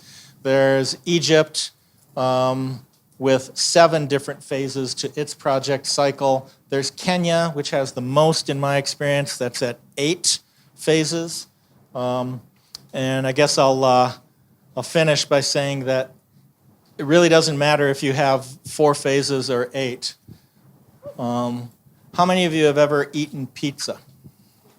Yes? Okay. So there's a story about a man who goes into an Italian restaurant and he orders a pizza. And the waiter says, well, sir, how many slices do you want me to cut your pizza into? 8 slices? 4 slices? And he says, oh, please, please, only 4 slices. There's no way I could ever eat 8. So what I mention here is it doesn't matter if you think of it as 3 phases or 8. It's just how you decide to divide it up. From the South African experience of PPP, the most important item of which we said it's really difficult is the project identification. Would you please go further to clarify to us as to why in that part is the most problematic in the project identification. As I'm trying to compare with Tanzania, maybe I could have said the most problem maybe to get a free land for project implementation or whatever. But you haven't said very clearly and very thoroughly why is it that part is so difficult as compared to other parts, as you said that the investment is so clear. The reason I would say that is because when you look at the case and you say, okay, how many potential PPP projects are out there? How many local authorities or how many line ministries have identified PPP projects and want to go forward to market? And they say, well, we haven't even gotten there yet. We think PPPs are an interesting idea. We have need for it. We believe we need more investment and better value for money and all these things. But we haven't even identified any projects, and we don't have the funding to do it. So we can pass a law and do the first phase there in blue, and we can create a framework. And you talk to banks, you talk to investors, you say, well, are you interested in investing in this market? And they say, sure. If a project were to come forward, we have the funding available, we can do it. But the challenge we'd find is in South Africa and elsewhere. We don't have a problem of too many prepared projects that are out there and too little money, right? Instead, we have a case of investors, lenders saying, sure, we've got potential to lend, but where are the projects? And not all projects that we identify as we see will go forward and get completed, but we have to start with, we have to establish the pipeline first. The lack of prepared projects, is it due to the government's ability in financial capacity or something else, or the government policy or whatever? Sorry, your question was, what was the government's constraint? Now, yes. Or need? Yes. Sure. So it was very dramatic in South Africa because 1994, you've got a democratic constitution, 95, you've got a democratic government for the first time in South Africa. You have an enormous disparity in access to services, basic infrastructure services, affordable housing, local transport, waste management, all kinds of services. And when local governments and other contracting authorities said, here is our need, we have all kinds of plans for new investments. The problem is that we can't do it all on our own. In the public sector, we don't have the funding to do it. We oftentimes don't have the capacity to do it. And I will say also in South Africa, there is a good deal of skepticism of partnering with the private sector. Private sector did not have a particularly good reputation, we'll say, with the new democratic government there. So they said, okay, let's create a PPP framework, but let's make sure that it addresses our own stakeholder needs, including economic empowerment for specific groups, including targeting sectors. It was included, I'll give you an example, the South African Constitution gives every South African a constitutional right to, I think it was 40 liters of potable water every day. Now that's an enormous challenge for a local government to say, well, constitutionally, we have to provide or make sure that potable water is provided to every South African, or we're violating the Constitution. How are we going to deliver that? And so a number we're looking at PPPs to do that. Based on the South Africa experience, is there any other country face the same problem like South Africa in a project identification? All of them. All of them? Yeah, and I would say it was very true here. Not exactly the same. I mean, in Tanzania, the local capital markets in Tanzania aren't as robust as in South Africa. But when one would say, what's really holding us back here? If we want to do PPPs, where do we start? What do we really need to do to open up the channel? And it is partly capacity building and training, which we're doing here. It's also support the framework development, so laws and regulations and model documents. But a big part of it is provide, maybe initially grant funding, to set up a pipeline of candidate projects. Because what so many local governments and line ministries will say is, well, yeah, we've got projects we want to do. They're probably good candidates for PPPs, but we don't even have the funds to prepare them or do a feasibility study. And in many cases, this is what encourages them to accept unsolicited proposals, simply to avoid the costs of funding project preparation. But yes? It's not a question. It's the additional to what you're explaining. Yeah. You know, the concept of PP in many developing countries is a new idea. Yeah. And you know, in most of the African government, we are having a centralized monopoly. Everything was run publicly. Yep. So the trust between the two entities, between the private and the public, is a little bit complicated because That's first an of all, it's understatement. about Yes, a the little trust complicated. between these two people. Yes. And this is the main problem because the public have the motives and the private they have the motives. Yeah. So there is a mismatch. That's why when you are establishing these concepts, they become difficult because you have to bring them and having the capacity building to them so that they understand the objective of the PPP. So, Sure. Yeah. You're absolutely right. And this is why I'd mentioned before that when we do PPPs, a PPP is not simply a financial transaction. It is not simply we draft a contract and really it's for the lawyers. It's also not simply about designing and building things. The decision to do PPPs is it's a policy decision. Yeah. You've got to have the policy foundation. You've got to have the leadership and commitment at the high levels.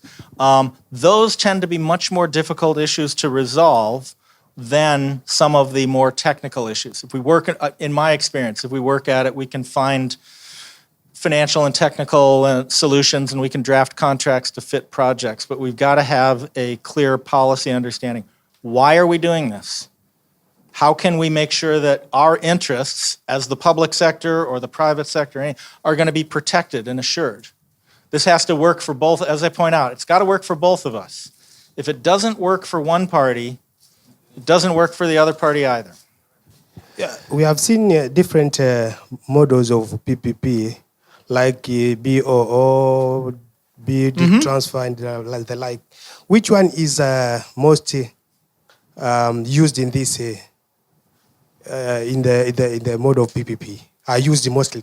Okay, John covered a little bit about the differences in PPPs. I would say that of all of the different variants, the two that I see tend to get employed the most, one is what we call availability payment. And by that we mean we have one public sector customer who receives the services and who makes the payment. So a common model would be an independent power project. When we have an independent investor, they come in and they design and they finance and they build and they operate the plant. They sell power to the off-taker, Tanesco, for example, and they receive capacity payments or availability payments for making that asset and its services available. That's one with a single off-taker. The other model most commonly used is a concession. And in a concession model, we typically would say that the revenues come from end-user fees. Common example might be a toll road. Could be something like also a container terminal. You'll find that container terminals, they make money. You have revenues coming in from shipping companies and freight forwarders and others. And the operator, the investor in a container terminal, will receive their revenues from the market. There are many different customers. There's not just one public customer, there are many. And there's no guaranteed level of demand in the case of a concession, a pure concession. And then most projects, in reality, they don't fit a pure theoretical model of being one or the other. They're sort of a combination where you'd say that revenues will come some from end users, some from other sources. There are guarantees. It gets more complicated. But as John pointed out, PPPs take longer to prepare. You have to be willing to spend more time and money up front to prepare a project right, identify and allocate all the risks, so that it performs as it's supposed to over 10 or 20 years. That's the value for money. But we have to be prepared that we can't rush into it. We've got to thoroughly prepare it. The complaint I often hear about PPPs is they take so long to prepare and money that they say that PPP doesn't stand for public-private partnerships. It seems like it stands for perpetually pending project. Now that you're familiar with the components of PPP frameworks and some examples, you can test your knowledge of PPP frameworks so far. Please take the following quiz and answer each question true or false.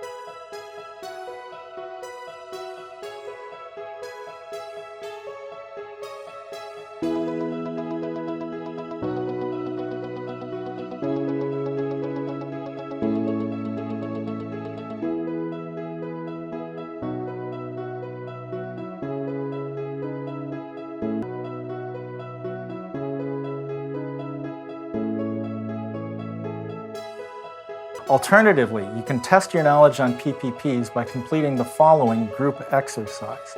After listening to the background information and instructions, please pause the video, complete the assignment, and then replay the video and compare your answers to the answers that other learners did on the same assignment. All right.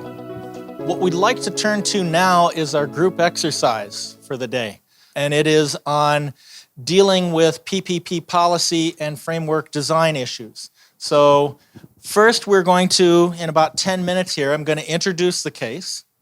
Next, I'm going to ask you to break up into groups, and for the sake of simplicity, we'll keep it right around your tables. So each group, it looks like you have about 6, 7 participants per group.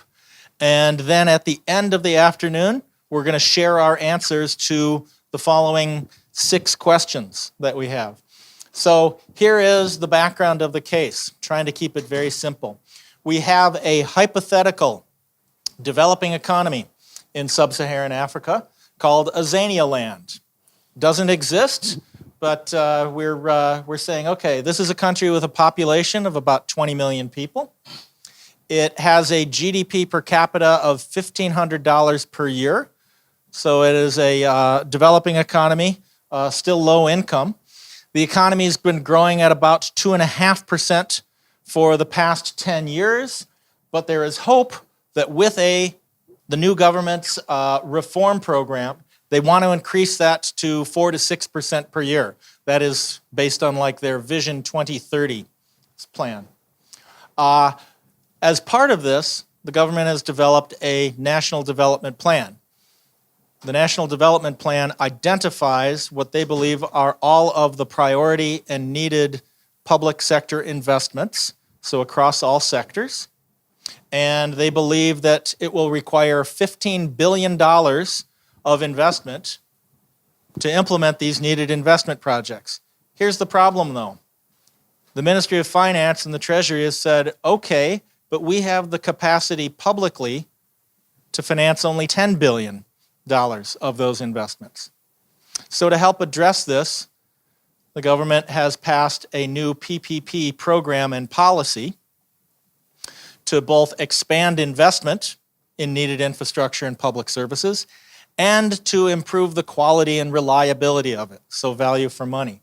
So one of the goals of this program is we're going to have to try to come up with a program that can attract $5 billion of new investments in PPPs within about the next 5 years. That's one of the goals and objectives. So the government has passed a PPP policy, and I'm summarizing it for you here just on one slide. The PPP policy says it wants to pursue public-private partnerships for the following objectives. Number 1, expand the quantity and improve the quality of Azania land's infrastructure. Reduce the financial burden of the state on financing long-term infrastructure.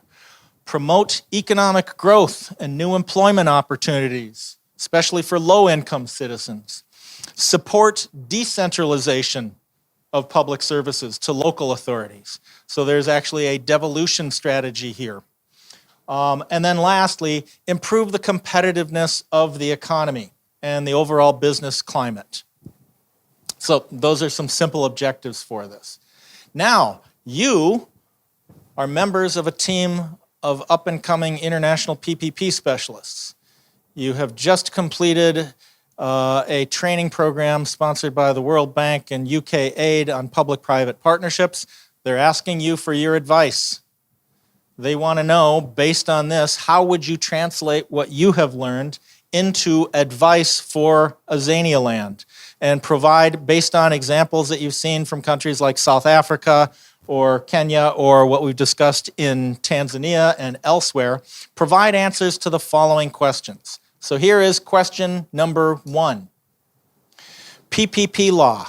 It says that a recent review of Azania land's infrastructure-related laws by a team of local and international lawyers has revealed there are no explicit prohibitions against PPPs, nothing that says you can't do them.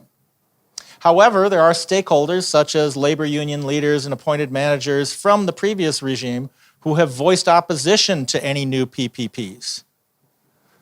So, tell me this one. Should Azania land try to draft and pass a new PPP law or not? And explain why or why not. And then secondly, if you think that a new PPP law should be passed, what are 2 or 3 things that you think would be essential to include in a PPP law? So that is question 1 to discuss. And I'm also summarizing up on the whiteboard here what that question is so that you can see it easily. Question number 2 has to do with PPP institutions. It says, where should PPP institutional capacity be cited? Should there be one central PPP unit, you think? Or should there be multiple PPP institutions? such as within each contracting authority or line ministry?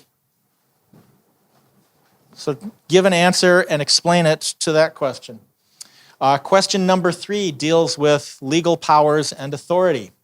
It says, what official legal powers and functions should any PPP unit be provided with? What do you think is very important? Should it just be an advisory group? Should it have decision-making powers to approve or disapprove of projects?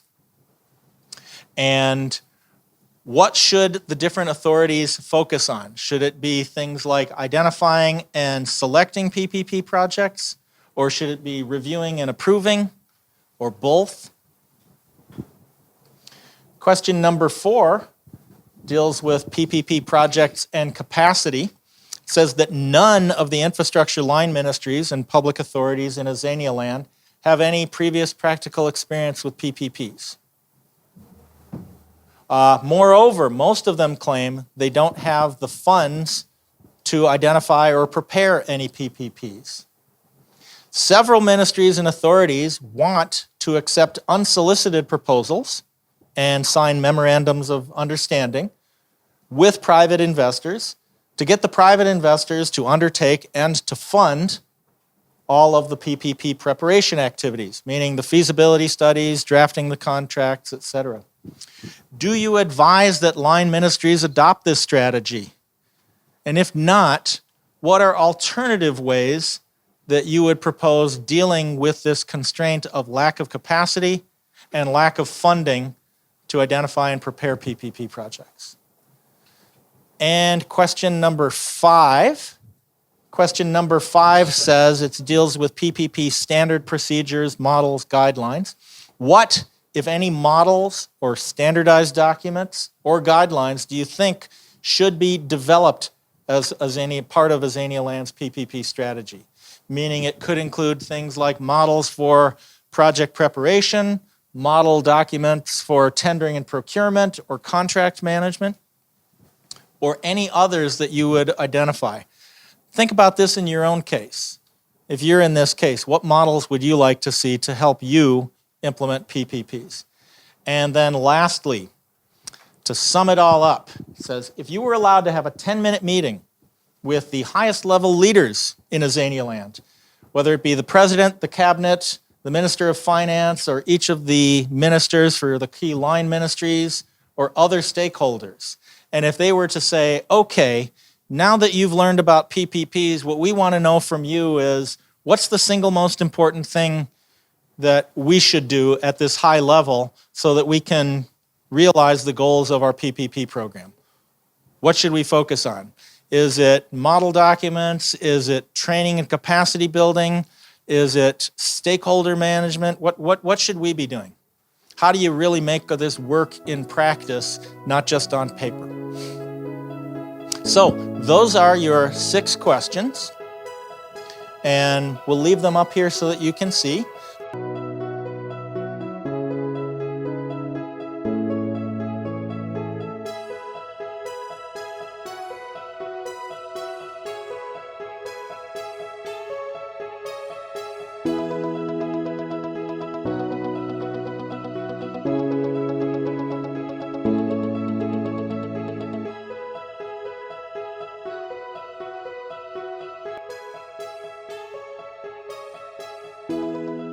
What is your response on question number 1? Should Azania Land try to draft and pass a new PPP law or not? According to our group, we have discussed the question number 1 and come on with the answers as follows. That Azania Land needs the new law. Okay. Yeah. So why do they need the new law? It's because the aim of having PPP projects is that they aim to facilitate the provision of public services. So it's worth to give it a try and have a new law so that to implement their desire. But also, as a government sector, the government itself with the primary provider of the public service. And according to the scenario, they have already established or initiated their own motives and desires of having that particular public-private partnership. So it's worth to try it. Yes, that's what we discussed. And the recommendation on the part 2 of what are the recommendations that we'll put in place so that to be placed into that new law. We first have this issue of the scope, because the scope defines the authorities, the functions, the objectives, and all that issue that has to be put in place before we implement the PPPA projects. But also that particular law should be able to establish or define the institutional framework, whether to have a particular unit or multiple units. So the new law should have in place, or should have the particular provisions that establishes the particular unit and the functions, the powers, and all those stuffs. But also, so we thought of having particular provision is providing for the dispute settlement that is mandatory, or for us, we thought it's proper for that particular law to establish the provision which cut across the mechanism of settling the dispute in event where the government and the private sector enter into the dispute, because we know that at some point there must be something we don't understand. Let me ask a question of any groups here. It says here that there are a couple of stakeholder groups who claim to be uncertain or even opposed to PPPs. Why do you think things like labor groups, it said labor groups, or perhaps even the managers, staff of public contracting authorities might be opposed or not enthusiastically supporting PPPs? Who can tell me why that might be the case? Yeah, what I think is PPP comes with foreign direct investment. That's why these managers, labor unions, they might be thought that they'll lose their employment, or people from other countries will come and take the employment. That could be their worry. Sure. Okay, question 2 said, where should PPP institutional capacity be cited? Should there be just one PPP unit, or should there be multiple institutions? According to our discussion, we thought that there should be just one unit. And then the one unit should have more like subgroups within it that will get various, like the subunits that will tackle different cases from different, say, ministries, or cover different projects, depending on the nature or depending on the scope. Okay. Yeah. So number 2 says, what official legal powers or functions should the PPP institution or institutions be given? So if you said that there's going to be one unit, what should its job be? We didn't discuss that. Did you discuss that? No. Okay. Did any other group get to question 3 talking about what powers or functions and authority should be given to PPP institution? Yes. First of all, the PPP unit that we decided would be best suitable is the ministry, more specifically the Ministry of Finance. And what power should this unit have? First of all, we decided that the ministry should serve as an advisory unit in terms of guiding the whole process of PPPs, but also it can serve as a tool to increase negotiation power when relevant stakeholders are engaging with the private sector, but also to be the main key supervisor in terms of conducting the feasibility studies and analyzing the affordability and acceptability of the prospective PPP project. But for the PPP approach, and they've said they don't have money, they don't have fund to go for the PPP, let's say, we would advise them, they'll have to look for funders, first of all, for the capacity building, so that to create awareness for the team to understand what this PPP is and how to go about it, and how better they can manage their projects rather than keeping on accepting the unsolicited projects. So it's better they go for solicited projects, but for the PPP approaches, that's it. Okay, good. Very good. And I would say that with unsolicited proposals, they can be very good to allow new ideas and innovations. It's very good if you've got efficiencies like that to allow for. But I would say you shouldn't do an unsolicited proposal just so that you can avoid having to spend money on preparation. Because a PPP, you're entering into a long-term contract, usually for some very key infrastructure. This is going to last maybe 10, maybe 20 years or longer. And to simply say, we'll do an unsolicited proposal entering into a 20-year contract to avoid some upfront funding is not a valid reason. Two of the approaches that countries have taken to deal with this, number one is they've set up PPP project development funds. Like I'd mentioned, one is in South Africa. This is what the World Bank is doing here, doing the grant funding of the preparation of projects. So that's one thing that is done. A second thing that is done is ongoing capacity building and development so that line ministries, contracting authorities know about how to manage this process.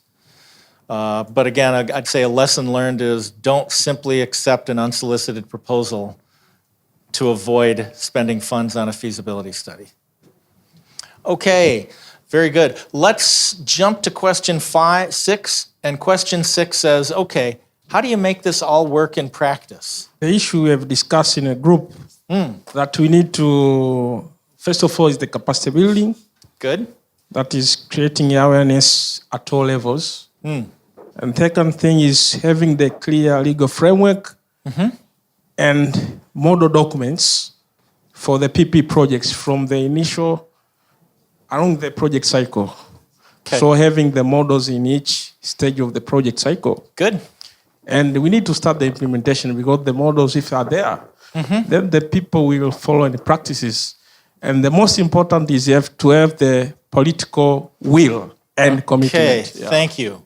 Very well put, very well put. And I would say at the highest levels, you have to understand that this is a long-term policy.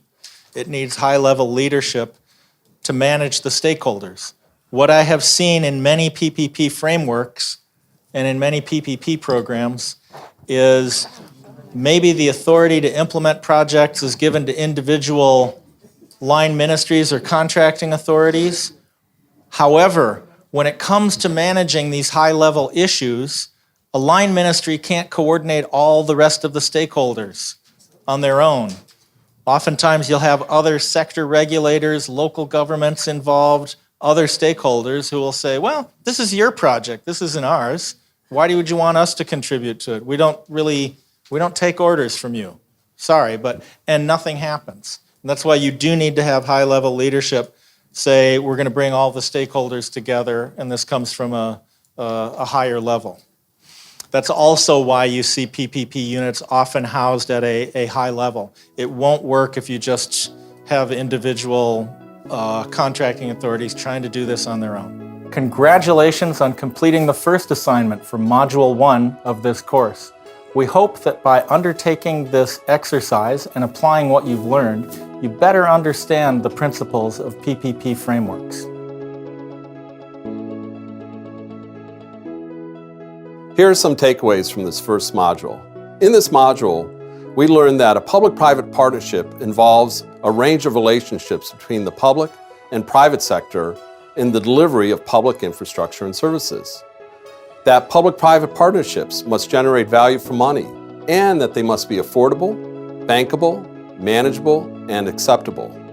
And finally, what we learned is that a public-private partnership involves some combination of the private sector designing, building, financing, operating, maintaining the project. It can involve all those elements or some combination thereof. In this module, we've also learned several key points, which I'd like to review for you now. Number one is that PPPs can be flexibly applied to meet the unique needs of each project, and each PPP project is complex. Number two is that before we can do PPP projects efficiently, including the preparation, the feasibility analysis, and the tendering, we first have to have a clear policy and legal and regulatory framework. Number three, PPPs require more time and effort up front to identify all the risks, analyze risks, and very clearly allocate the risks to each party in a PPP contract. This means we have to carefully manage the workload in preparing and implementing PPPs. The bargain that we have to be willing to strike is that we'll spend more time and money up front preparing a project better as a PPP in order to get the long-term value for money benefits over the entire long-term life of a PPP contract. And then lastly, point number 4, the most difficult challenge in making PPPs work in practice is stakeholder management. Oftentimes, those are different stakeholders within the public sector. That's why it requires high-level leadership and political commitment to the long-term policy of PPPs in order to manage them well in practice. Thank you for joining us and participating in this first module. Please join us for the second module, where we will focus on PPP project identification and screening.